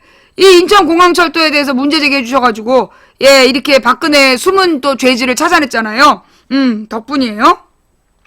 자, 다음은 뉴스 하나 검색 좀 해주실래요? 예, 다음은 뉴스를 검색해 주셔야 되는데 뭘 검색해야 되느냐? 예, 가서 우리 방 함께 읽는 뉴스에도 올라와 있나?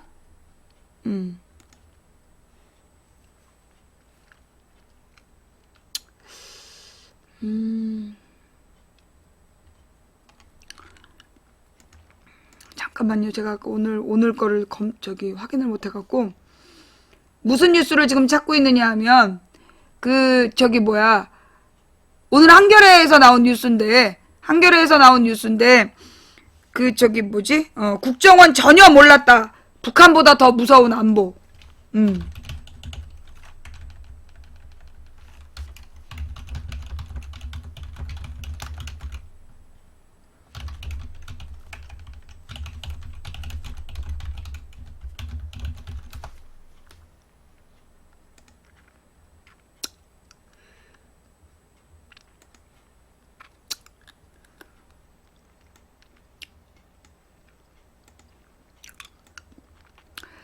찔린 국정원 핵실험 전혀 포착 못해. 다른 나라도 몰랐다라고 지금 변명을 하고 있죠. 예.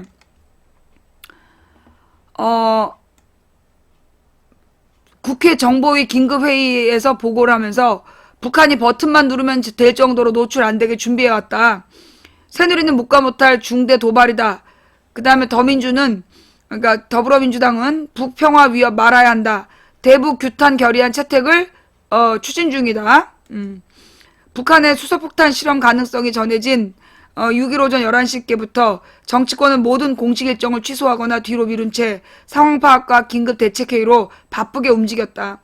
여야는 대북 규탄 결의안 준비에 들어갔다.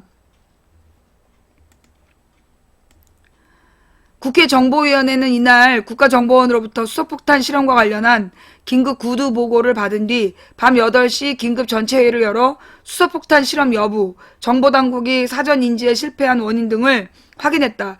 전체회의에는 이병호 국정원장과 김학로 합동참모본부 국방정보본부장이 참석했다. 국정원은 정보위 보고에 앞서 미국과 중국 등 주변국으로부터 북한의 수소폭탄 실험과 관련한 정보를 받아 분석했다. 정보위원들은 워낙 예민하고 보안 상황도 많이 포함되어 있다며 보고 내용 브리핑에 극도의 신중함을 보였다.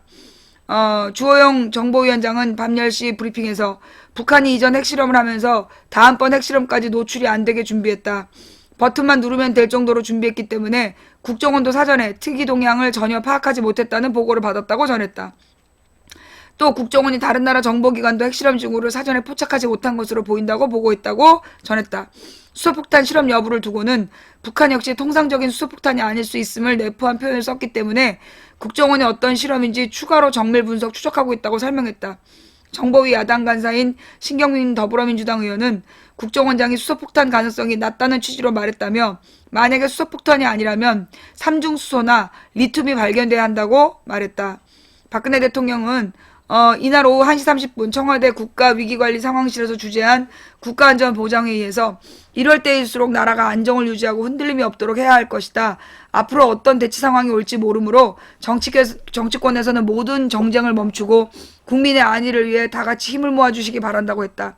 그간 국회를 향해 노동 경제 관련 법안 처리를 거듭 요구해온 박근혜 대통령이 북핵 실험으로 인한 한반도 위기 상황을 자신의 국정 동력으로 전환하려는 것으로 보인다. 내가 뭐라 그랬어? 김정은이하고 박근혜는 적대적 공생관계라 그랬지. 박근혜가 바로 북핵 실험을 지금 이용하고 있잖아. 그죠? 예. 지금 이게 박근혜가 김정은의 이 도발을 바로 자기 정치에 이용하고 있잖아. 이게 인증이에요? 박근혜가 한 말이. 새누리당도 오후 2시 최고위원회 국방위원, 정보위원, 외교통일위원 긴급연석회의를 열었다. 김무성 새누리당 대표는 한반도와 동북아 평화에 대한 중대한 도발로 절대 묵과할 수 없다. 유엔 차원의 추가 제재 조치를 포함해 모든 필요한 조치를 다해야 한다고 했다. 새누리당은 북핵 실험을 규탄하는 결의문을 8일 본회의에서 여야가 함께 채택하는 방안을 추진하기로 했다. 더불어민주당도 전날 영입한 이수혁 전 북핵 육자회담 수석대표를 참석시킨 가운데 긴급 최고위원회의를 열어 대책을 논의했다.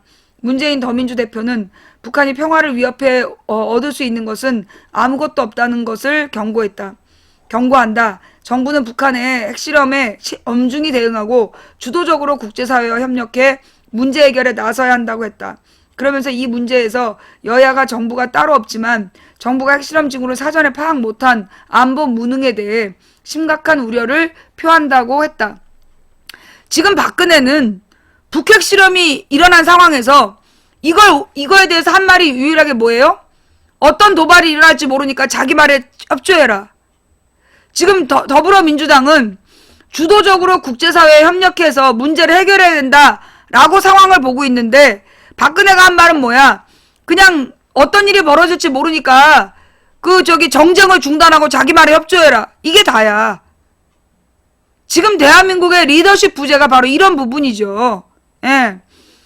그런 면에서 또 이수혁이라는 육자회담 수석 대표의 그 인터뷰 내용을 다시 한번 들어보도록 하겠습니다. 북한 함경북도 청진 남서쪽 80km 지점 규모 5.1의 지진이 발생했다고 밝혔습니다. 자신들의 그 핵 개발 스케줄을 따른 것 같습니다. 핵 같은 경우는 최소한 한 달 정도는 전에 징후를 알아낼 수 있습니다. 미국도 야전 포착에 실패했다고 말했습니다. 북한에 대한 왜 재생할 수 없다고 나오지? 잠깐만요. 인터뷰 다시 듣기로 들어갔더니, 인터뷰 전문을 보는 걸로 들어갔더니,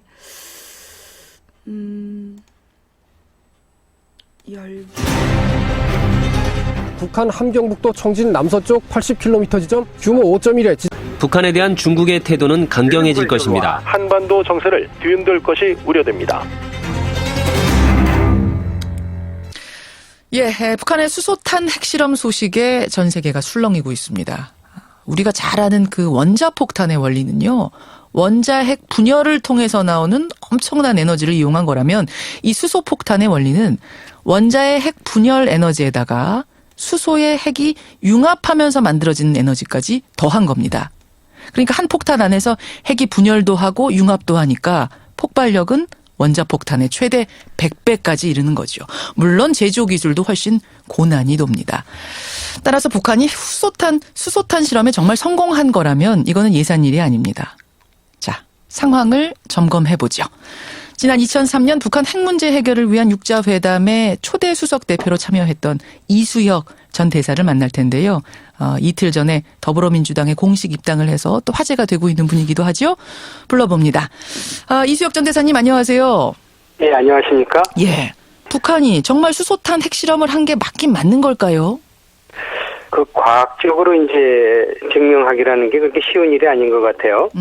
이렇다면은 진짜 수소탄을 실험을 했느냐, 예. 아니면 과거에 세 차례 한 플루토늄탄을 한 것이냐, 또는 우라늄탄을 했느냐. 원자탄 실험이냐? 예. 예, 원자탄 실험이냐 이제 하는 거죠. 그런데 다른 한편으로는 어쨌든 시간 문제 아닌가. 수소탄 문제는.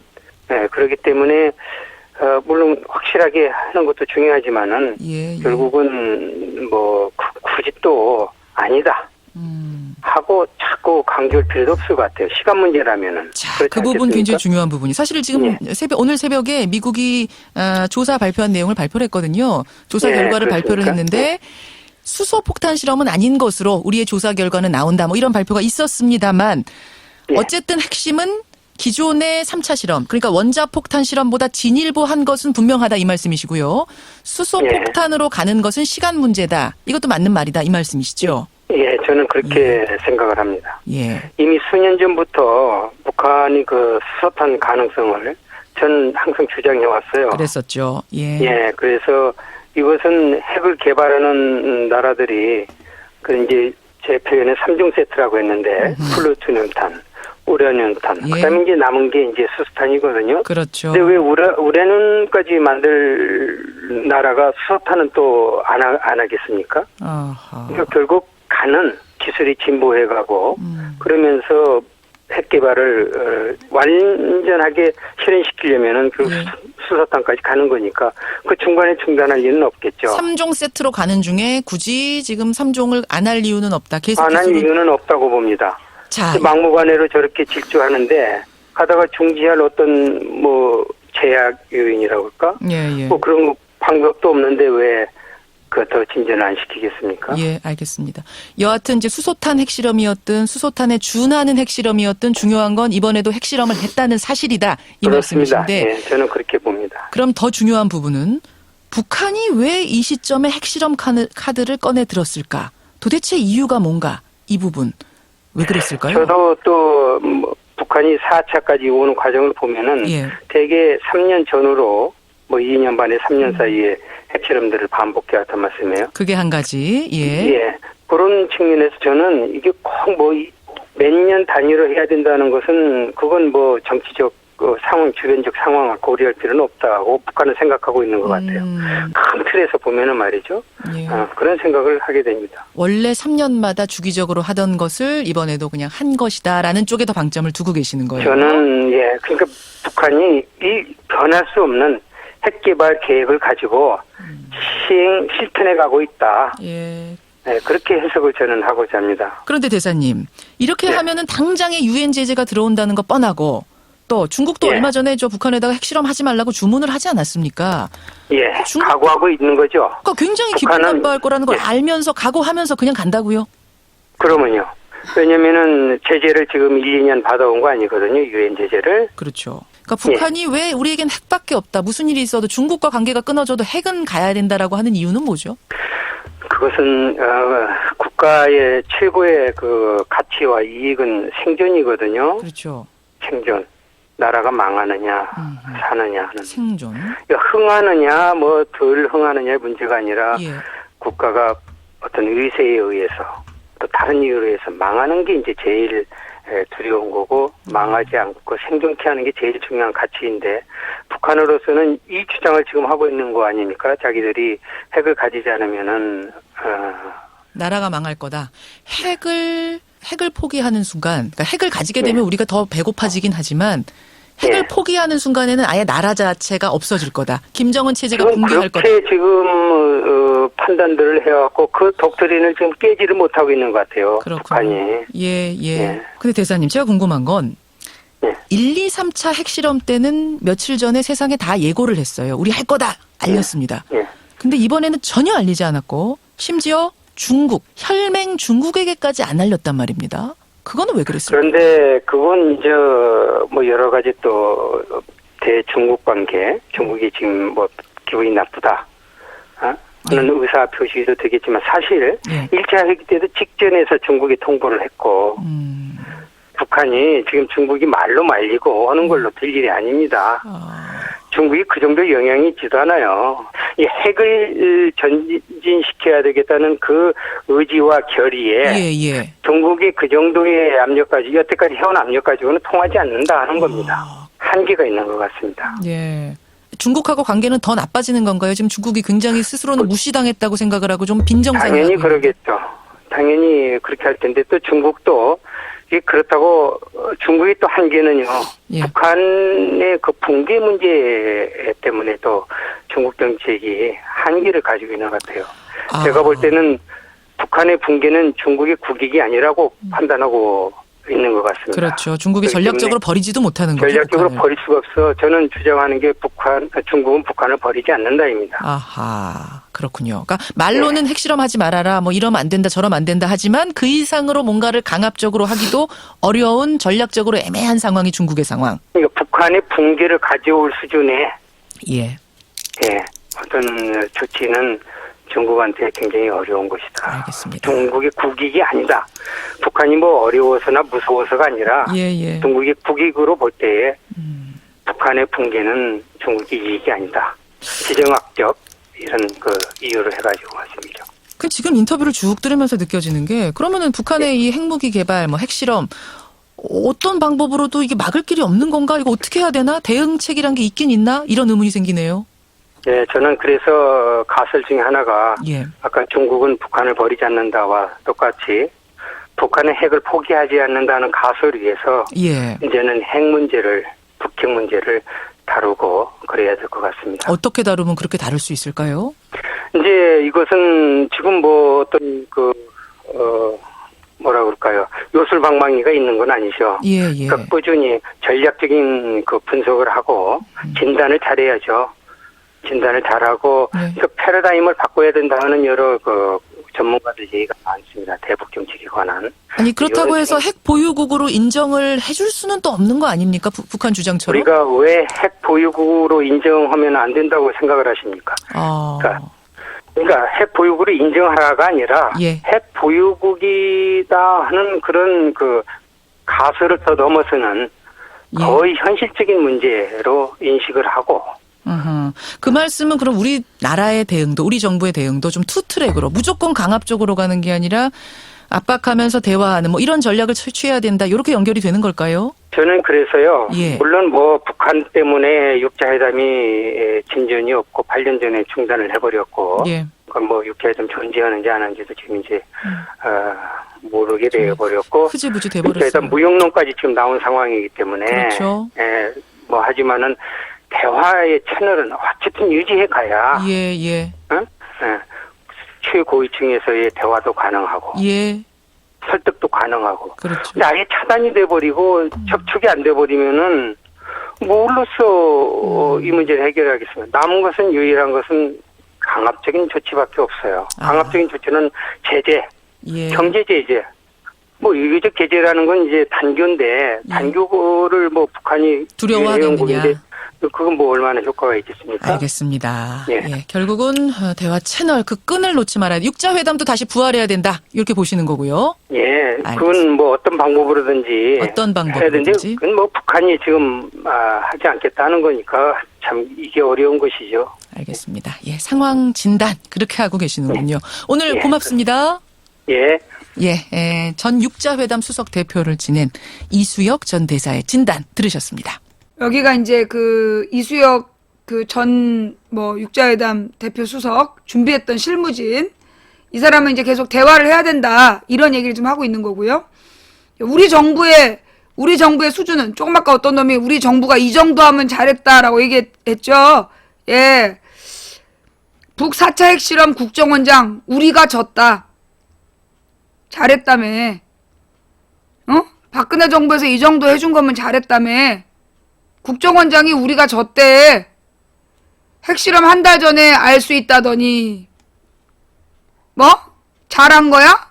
뭘 잘했는데? 네가 설명 좀 해봐. 이만큼이면 잘했다라고 얘기하는 근거 좀 설명해봐. 아, 쫓겨났구나. 국회 정보위에서 먹통 시인, 새누리 의원들 부적절 반발, 박 대통령도 알지 못한 채 5일 국무회의에서 남북 정상화 언급, 새누리 이철우 국정원장 졌다 발언은 발사 시점 몰라 잘못했다는 얘기라고 이제 막 변명들을 한 거야. 정부는 6일 북한의 전격적인 4차 핵실험을 사전에 전혀 예측하지 못했던 것으로 드러났다. 특히 합참 정보본부장은 지난해 9월 국정감사에서 북의 핵실험 징후는 1개월 전에 파악이 가능하다고 밝혔으나 군 정보당국은 4차 핵실험을 감지하지 못해 군 대북정보 최고 책임자 발언은 허언으로 끝났다. 작년까지만 해도 한 달 전에 다 알 수 있다고 뻥을 깐 거야. 근데 이번에 보니까 그게 거짓말이었다. 뭐 허언, 우리말로 거짓말이었다 이런 얘기죠. 국방부가 위기 조치반을 소집한 것도 인공지진 규모와 진앙 등으로 미뤄 핵실험일 가능성이 크다는 언론 보도가 이미 나온 시점이었다. 국방부가 대책회의를 한 게 이미 언론 보도가 나온 다음이었대. 지금 박근혜 정부의 정보 능력이 이런 수준이란 얘기야. 박근혜 정부의 그 정보 능력이, 국방 정보 능력이 이런 수준이다. 언론 보도가 나온 다음에야 위기조치반을 가동했대잖아. 한민구 국방부 장관은 북한이 핵실험을 실시한 이날 오전 정확한 상황을 파악하지 못한 채 디오헤네스 마르테니스 파라과이 국방부 장관과 국방부 청사에서 회담을 하고 양국 협력 강화를 위한 양해각서 체결 행사에 참석했다. 앞서 3일 북한이 수소폭탄 전 단계인 증폭 핵 분열탄을 실험할 가능성을 예견한 자료를 국군 화생방 방호사령부가 냈을 때도 국방부는 신빙성이 낮다고 깎아내리기도 했다. 이미 전문가들이 지금 수소폭탄의 전 단계인 증폭 핵분열탄을 실험할 가능성이 예견된다는 자료를 국군 화생방 방호사령부가 냈을 때도 국방부는 신빙성이 낮다고 깎아내렸대. 뭐니 지금? 이게 박근혜 정부의 수준이야. 박근혜 정부 국방부의 수준이 이런 상황인 거야. 박근혜 대통령이 핵실험 전날 5일 국무회의를 주재하면서 최근 북한도 8.25 합의 이행의 의지를 밝히고 있는 만큼 민족의 동질적 회복을 위한 민간 통로 확대와 이산가족 문제 해결 등 남북관계 정상화에 힘써주길 바란다고 당부한 것도 정부가 핵실험 가능성을 전혀 인지하지 못했다는 방증으로 보인다. 정말 심각하죠? 그죠? 이병호 국가정보원장은 6일 밤 국회 정보회의 긴급 현안보고에서 이것은 찾고 막는 싸움인데 이번에는 우리가 졌다고 핵실험 사전인지 실패를 시인했다고 정보위 한 관계자는 전했다. 이 때문에 새누리당 소속 정보위원들이 부적절한 발언이라며 반발하기도 한 것으로 전해졌다.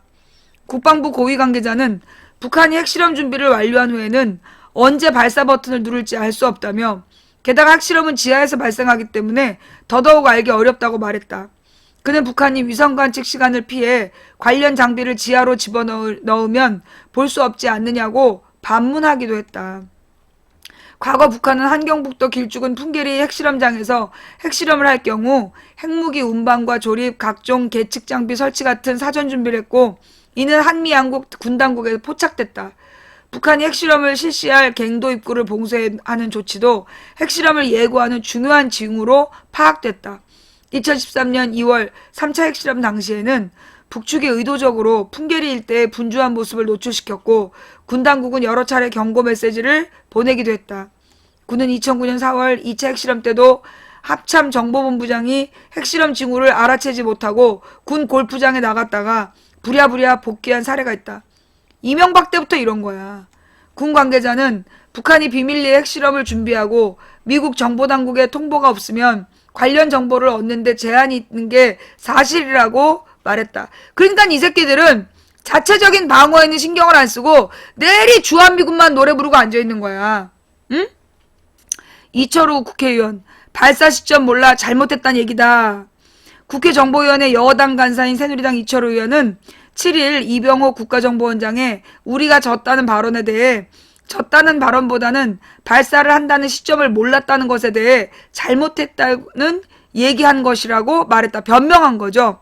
이 의원은 이것은 우리 정보기관만 모르는 게 아니고 세계 정보기관이 모두가 모른 사실이다. 그러나 그동안 진행 과정에 대해선 언제든지 준비가 돼 있었다고 하는 것은 누누이 보고해왔다. 이렇게 이야기를 했었는데 그게 만약에 정보기관의 실패로 인정되는 것은 안 된다. 그래서 용어 정리를 잘하자는 그런 뜻이었다. 지금 얼버무리는 거야. 왜 그럴까? 국정원장은 우리가 졌다! 인정을 했는데 새누리당 의원이 펄펄 뛰면서 이게 아니라고 얘기하는 이유가 뭘까? 이 국정원에다가 테러방지법 맡겨야 되거든.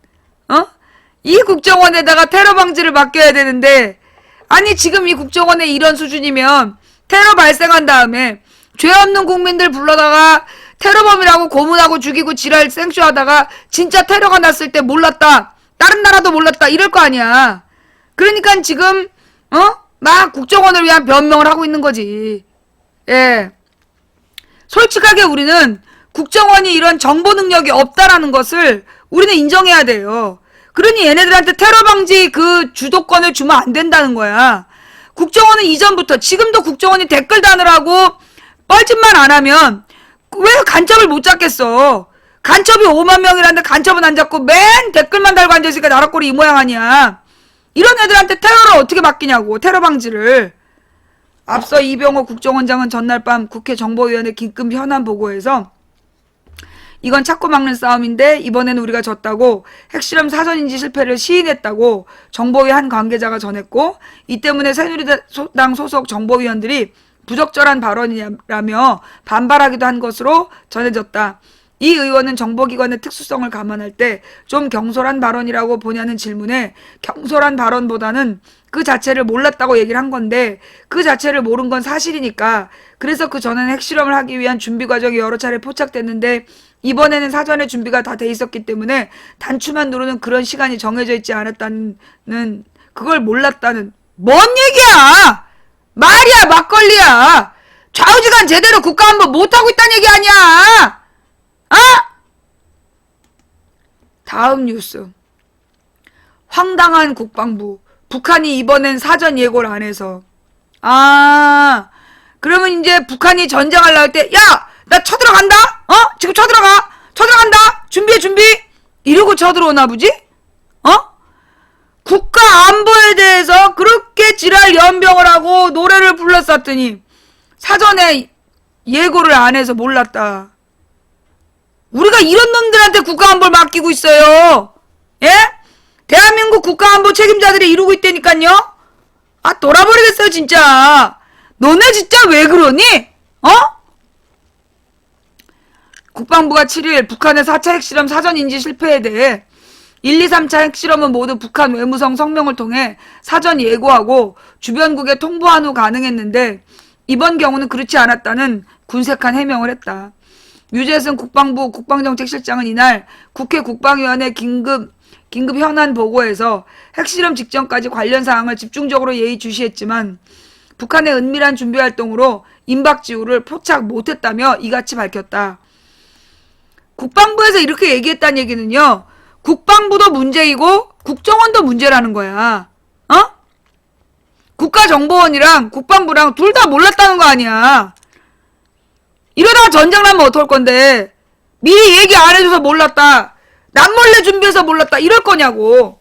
왜 국정원에 그만큼 돈을 주고 국방 예산으로 국가 예산의 10분의 1을 쓰는데 어쩌다가 이러고 앉아있느냐고. 이게 박근혜 정부의 민낯이야. 어? 박근혜 정부의 안보 능력의 민낯이 이렇다고. 문재인 더불어민주당 대표는 이에 원래 핵실험은 은밀하게 하는 것이다. 도발이라는 것이 은밀하게 준비하는 거 아닌가라고 반문한 뒤 적은 은밀하게 준비해도 그것을 파악해내는 것이 정부의 능력이다. 이게 변명이 되나? 라고 질타했다.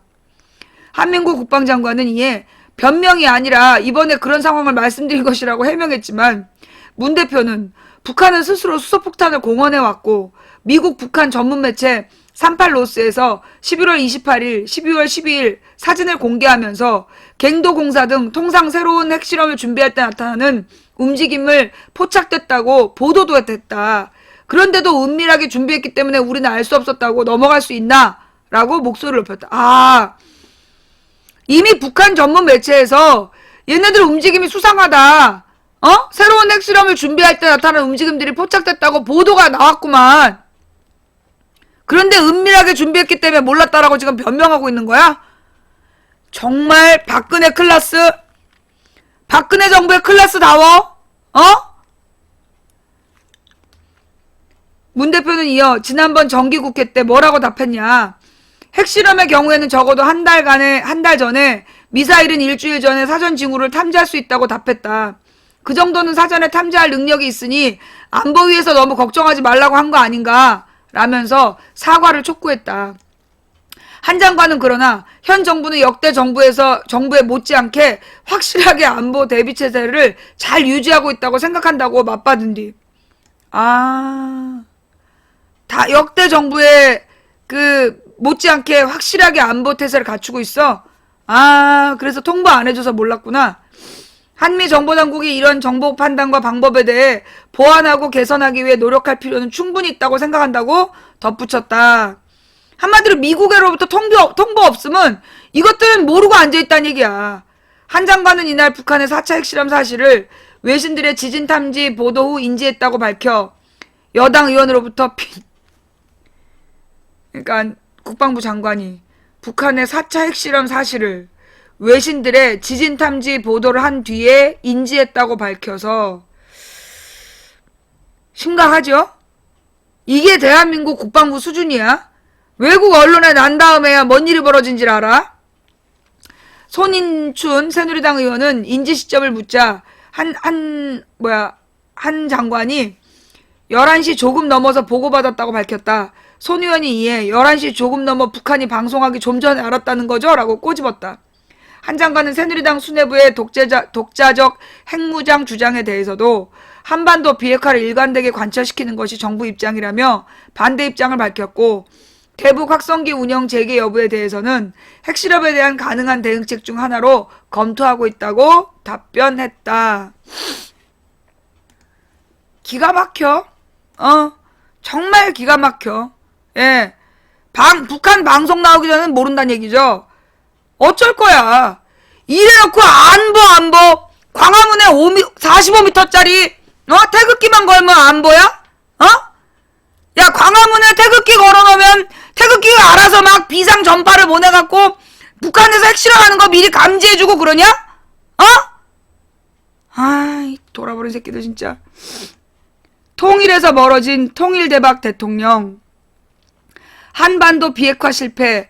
박근혜 대통령 남은 임기 중 남북관계 개선 사실상 어려워.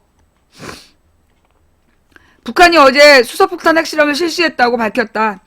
지난 2013년 2월 3차 핵실험 이후 3년여 만이다.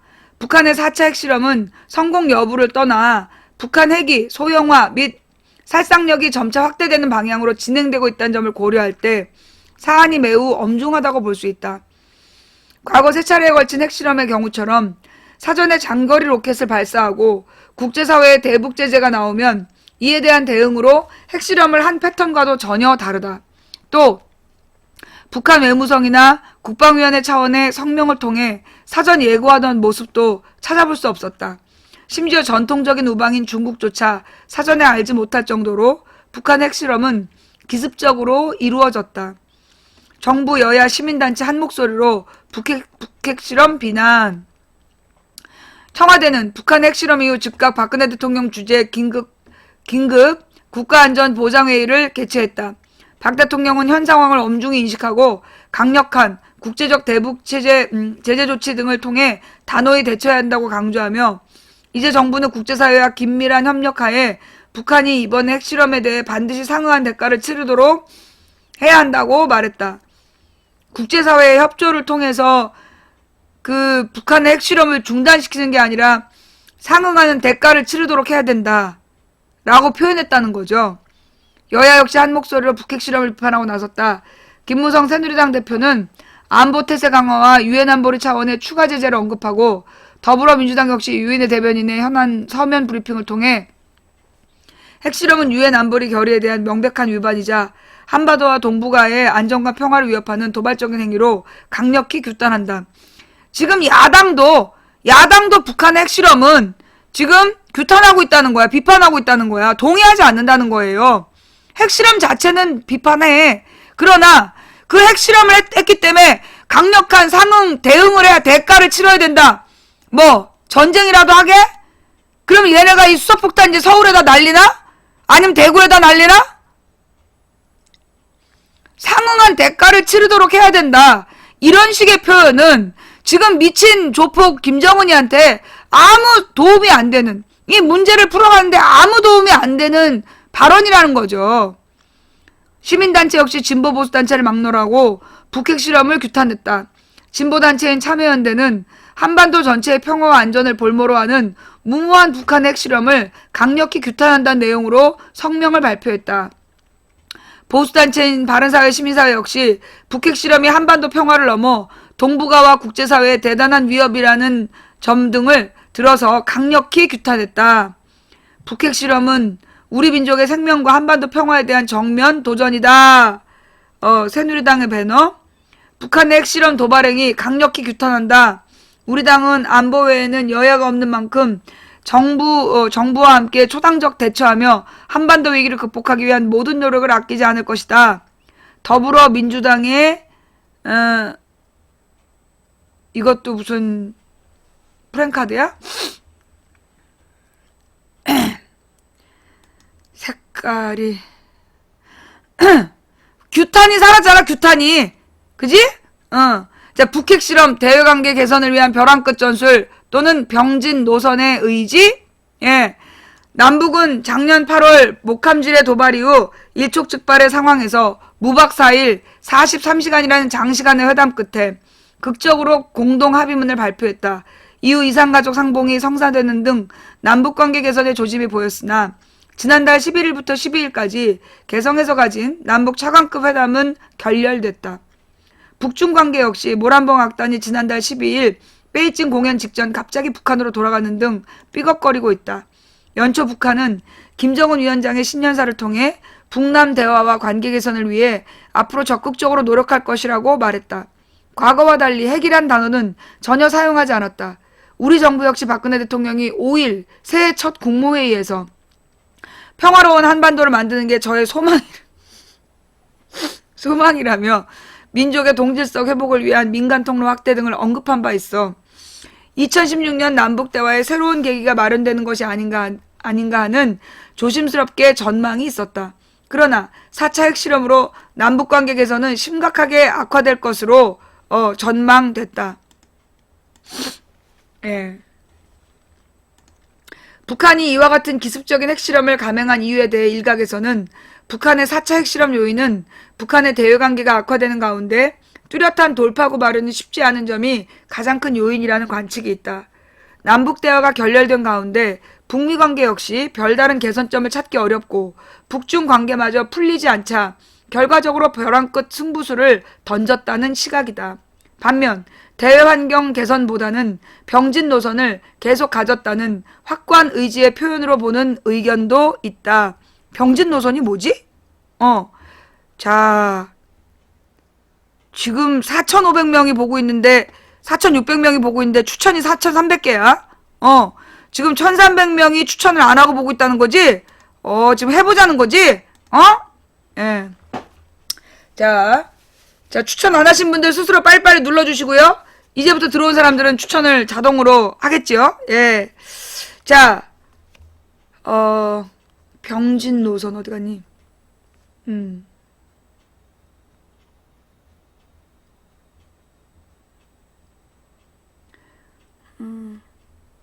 반면 대외 환경 개선보다는 병진 노선을 계속 가겠다는 확고한 의지의 표현으로 보는 의견도 있다. 정욱식 평화네트워크 대표는 북한의 핵실험에 대해 현재 북한의 군사력은 한미 동맹에 비해 월등히 뒤지고 있다. 김정은 위원장은 인민생활 향상을 위해서는 군사비 부담을 줄여야 된다는 생각을 밝힌 바 있다. 따라서 이번 핵실험, 북핵실험은 북한식 양탄 일성, 즉 원자폭탄과 수소폭탄 그리고 인공위성을 의미함. 양탄 일성. 그러니까 원자폭탄과 수소폭탄이 양탄이고 그리고 일성은 인공위성. 이걸 의미한다. 이것의 조속한 완성으로 북한과 한미동맹군이 군사적 균형을 유지하고 경제발전에 매진하겠다는 의지인 셈이라고 밝혔다. 지금 이번에 북한 핵실험을 한 이유는 뭐냐 하면 그러니까 가장 적은 비용으로 미국이라는 그 군사 대국을 상대할 방법으로 원자폭탄이랑 수소폭탄을 만들고 미국을 감시할 인공위성 요것만 있으면 가장 적은 비용으로 미국을 감시할 수 있다. 대처할 수 있다. 그러니까 그 이외의 자산은 경제발전으로 매진하겠다. 이런 의지를 보여준 셈이다. 예. 자, 박근혜 정부의 남북대화 계기 만드는데 실패. 이건 뭐냐? 연도별 정부의 사회문화 교류협력 사업 승인 현황. 그러니까 2007년, 8년부터 쑥 들어가서 8년, 9년, 10년, 11년 교류가 전혀 없다는 얘기죠. 예. 이런 교류를 통해서 이게 왔다 갔다 하면서 사실 정보원들이 그러니까 이쪽 정부 입장이 몰래 묻어가서 그쪽이랑 물밑 접촉을 하고 그 비공개 접촉을 한단 말이야. 근데 이런 그 사회문화 교류협력 자체가 승인이 안 되니까 이런 비밀리에 접촉도 안 하고 대화 창구를 열기 위한 어떤 시도도 불가능해진 거죠. 예. 북한을 규탄하는 목소리와 더불어 박근혜 정부가 남북대화의 계기를 만드는 일과 육자회담 등 한반도 주변국과의 공조를 통한 한반도 비핵화의 안정적 관리에 사실상 실패했다는 비판이 거세지고 있다. 그러니까 북한을 규탄하는 건 맞아.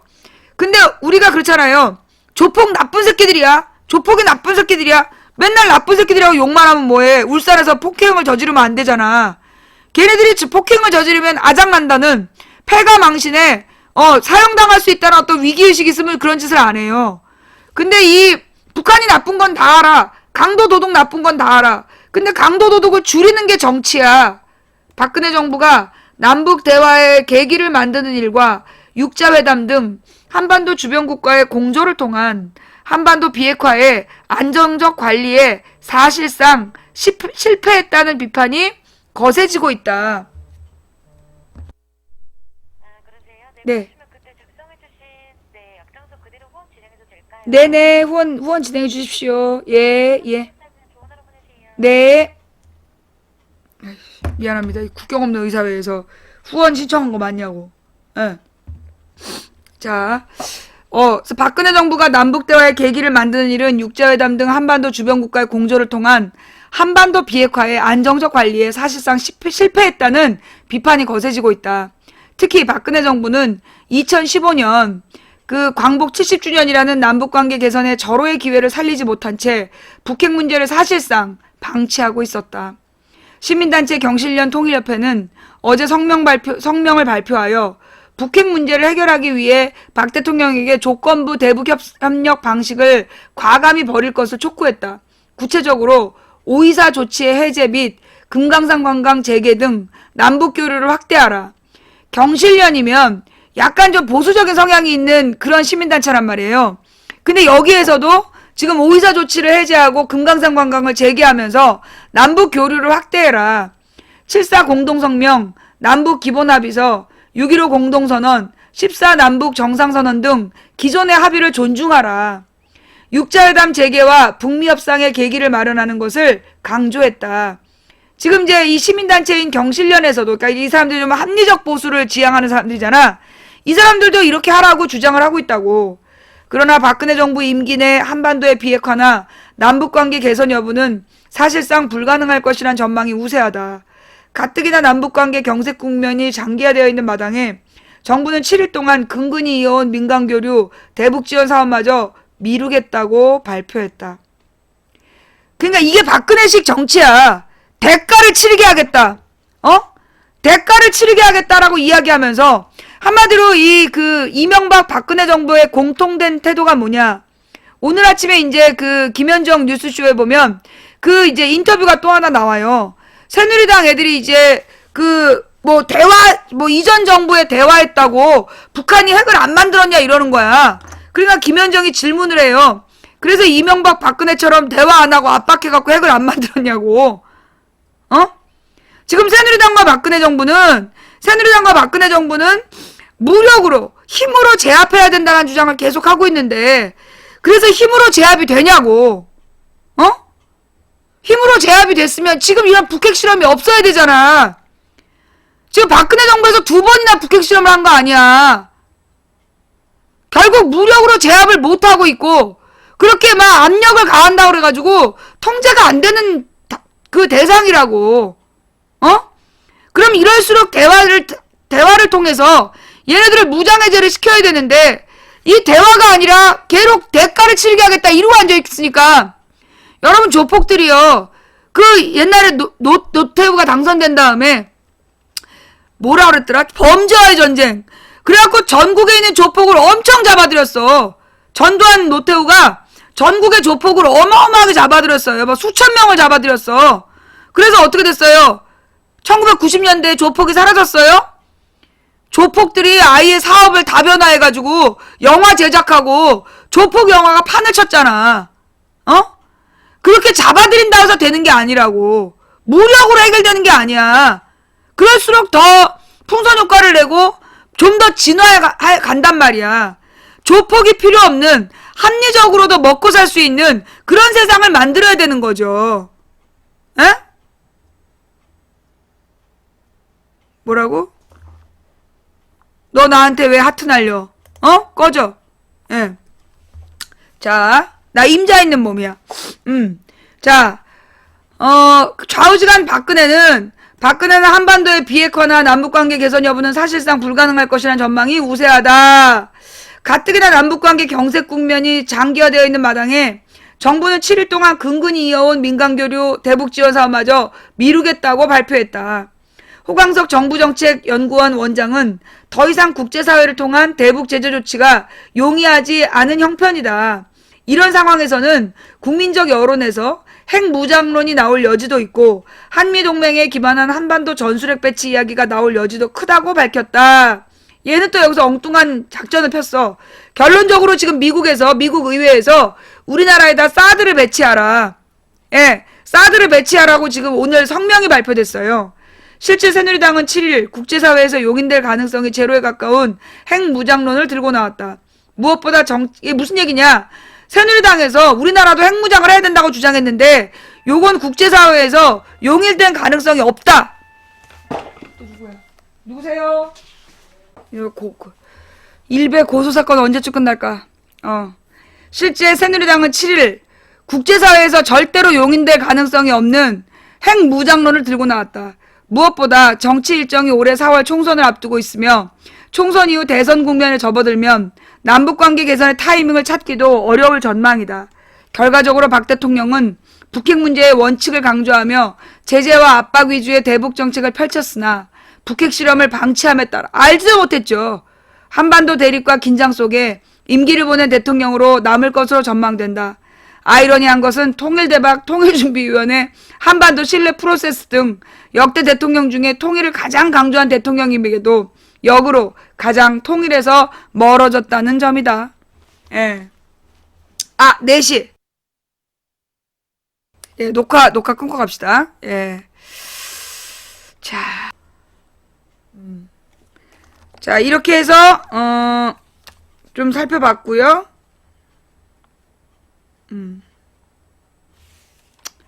자, 좌우지간, 예. 좌우지간 이 국가정보원과 녹화 눌렀어요. 정보력이 없는 국가정보원과 북한이 알려주지 않아서 몰랐다는 국방부에게 우리는 국가의 안보를 맡기고 있습니다. 이러면서 이 사람들이 태극기를 50m짜리를 광화문에 걸어야 안보가 지켜진다는 둥, 이런 주장을 하고 있습니다. 이게 박근혜 정부의 실상이고 실체입니다. 이 얼마나 기가 막힌 이야기입니까? 대화를 하고 관계를 조성해서, 자, 내가 어저께 이제 사실은 그 일본 대사관 갔다가 거기서 하고 싶은 얘기가 있었어. 대사관 그 앞에서 이제 방송을 하고 싶었던 얘기가 뭐냐면, 우리나라의 외교사, 우리나라 이제 이 외교사에 대해서 하고 싶었는데, 사실 뭐 나도 잘 모르지만, 우리가 알고 있는 결정적인 외교사는 뭐였냐면, 고려시대 때 서희의 단판 들어봤죠? 이 고려시대 때 중국은 송나라가 중국의 이제 그 중원을 차지하고 있었어. 근데 이 송나라가 지나치게 문치주의를 강조하다 보니까 그 문약화됐다라는 표현이 나와요. 한마디로 무력적인 부분이 발달을 안 해. 그러니까 이제 이 송나라가 그 끊임없이 북방 민족에 의해서 침략을 당해요. 그래서 먼저 그 거란족의 침입을 받죠. 예. 거란족의 1, 2, 3차, 그러니까 거란족의 침입을 받는데 거란족이 세운 나라가 요 나라야. 그래가지고 왜 우리가 여러분들이 이제 그 요술이란 말 들어봤죠? 요술? 요술이라는 말이 바로 그 거란족의 요 나라에서 썼던 술수. 그러니까 이제 막 화학탄 같은 걸 쏴가지고 정신을 몽롱하게 하고 막 이런 거. 그게 이제 요술이었단 말이야. 요 나라가 계속 북방민족을 괴롭히는데, 요 나라가 북방민족 중에 하나로서 거란족이 계속 송나라를 괴롭히는데, 송나라를 완전히 장악하지 못해. 왜 장악하지 못했느냐? 누구 때문에? 고려 때문에. 송나라하고 고려가 군사 동맹을 맺고 있었어. 그래서 송나라에 문제가 생기면 고려가 출병하고, 고려가 문제가 생기면 송나라가 출병을 한다. 이런 조약이 맺어져 있었단 말이야. 그러니까 이제 이 거란족이 확 송나라를 치고 들어가고 싶어도 고려가 무서워서 못 간 거야. 그러니까 이제 이 거란족이 먼저 송나라를 치기 전에 고려를 치겠다. 그래서 우리나라에 3번 쳐들어와요. 1, 2, 3차 침입을 해와. 근데 이 거란족이 쳐들어왔을 때 서희라는 문신이 나가가지고 거란족을 살살 꼬드기는 거야. 야, 나도 너네들 도와주고 싶어. 근데 지금 여진족이 우리 국경일 때를 왔다 갔다 하면서 너무 괴롭히잖아. 그냥 우리가 여진족 때문에 골치가 아파가지고 죽겠어. 너네가 여진족을 여기 강동의 6개 지역에서 싹 정리해주면 우리가 너랑 네 말을 들을게. 이게 그 서희의 단판이야. 그리고 그 당시에 이제 거란족이 요 나라가 커졌을 때 아직 여진족은 그렇게 많이 장성하지 않았단 말이야. 근데 그때 거란을 이용해서 여진족을 쫓아내고 강동 6주라는 압록강 일대를 차지한 거예요. 예. 압록강 일대를 차지한 게 그게 서희의 단판이라는 거야. 이 서희가 문신이에요. 무신이 아니라, 장군이 아니라 문신이었어. 문신이 살살 외교적으로 꼬셔가지고 그 영토를 확보했던 거. 그게 외교의 핵심이야. 그 다음에 이제 우리가 유명하게 또 외교라고 느낄 수 있는 게 누구냐면 광해군의 외교죠. 광해군이 국제정세를 가만히 읽어보니까 지금 명나라는 망해가고 있고 금나라가 뜨고 있는데, 이때 그 광해군에게 맞섰던 그 조선의 관료들은 친명정책, 명에게 충성을 해라, 이런 4대 정책을 펴고자 했고, 광해군과 이 북학파 급진주의자들은 급진 진보 세력이었어. 광해군이 이대로 안 된다. 만약에 명나라한테 도와주면 청나라가 쳐들어올 거다. 그래서 등거리 외교를 해야 된다. 중립외교를 해야 된다. 그렇게 주장을 했어. 그래서 이 그 광해군이 중립외교 노선을 펼쳤다고. 그래서 광해군 때는 청나라가 쳐들어오지 않았어요. 예. 광해군 때는 청나라가 쳐들어오지 않았는데 그 광해군을 이 관료들이 엎어버리잖아. 쫓아내서 인조 반정을 일으켜서 쫓아낸 다음에 인조가 나타나서 친명 배금 정책을 펼치니까 그때 청나라가 쳐들어와서 병자호란이 일어나고 우리나라의 많은 여성들이 공녀라는 이름으로 끌려갔어야만 됐던 100년에 걸친 우리나라 여성들의 이 고통이 시작된 게 인조 반정 이후야. 어? 이렇게 외교적인 감각 없는 놈들이 정권을 잡으면 이런 일이 발생한다는 거죠. 그 다음으로 이제 이 외교적인 뭐라 그러나, 이 외교가 집중적으로 일어났던 때가 소위 고종시절에, 고종시대에 청나라, 그러니까 일본이 먼저 쳐들어오고 청나라가 또 쳐들어오고 서로 각축을 벌이고 청나라가 물러간 다음에 러시아가 들어와서 일본이랑 각축을 벌이고 러시아가 쫓겨난 다음에 결국은 일본에다가 나라를 뺏기게 되잖아. 이 과정에서 소위 일본을 견제하기 위해서 청나라를 끌어들인 게 명성황후이고 그 다음에 청나라가 지니까 러시아를 끌어들이고 그렇게 해서 일본의 조선 침략을 무려 20년 이상 30년을 늦춘 게 그게 명성황후야. 76년에 강화도 조약을 맺고 일본은 자기네들이 10년 안에 먹는 줄 알았어요. 조선을 완전히 지네 걸로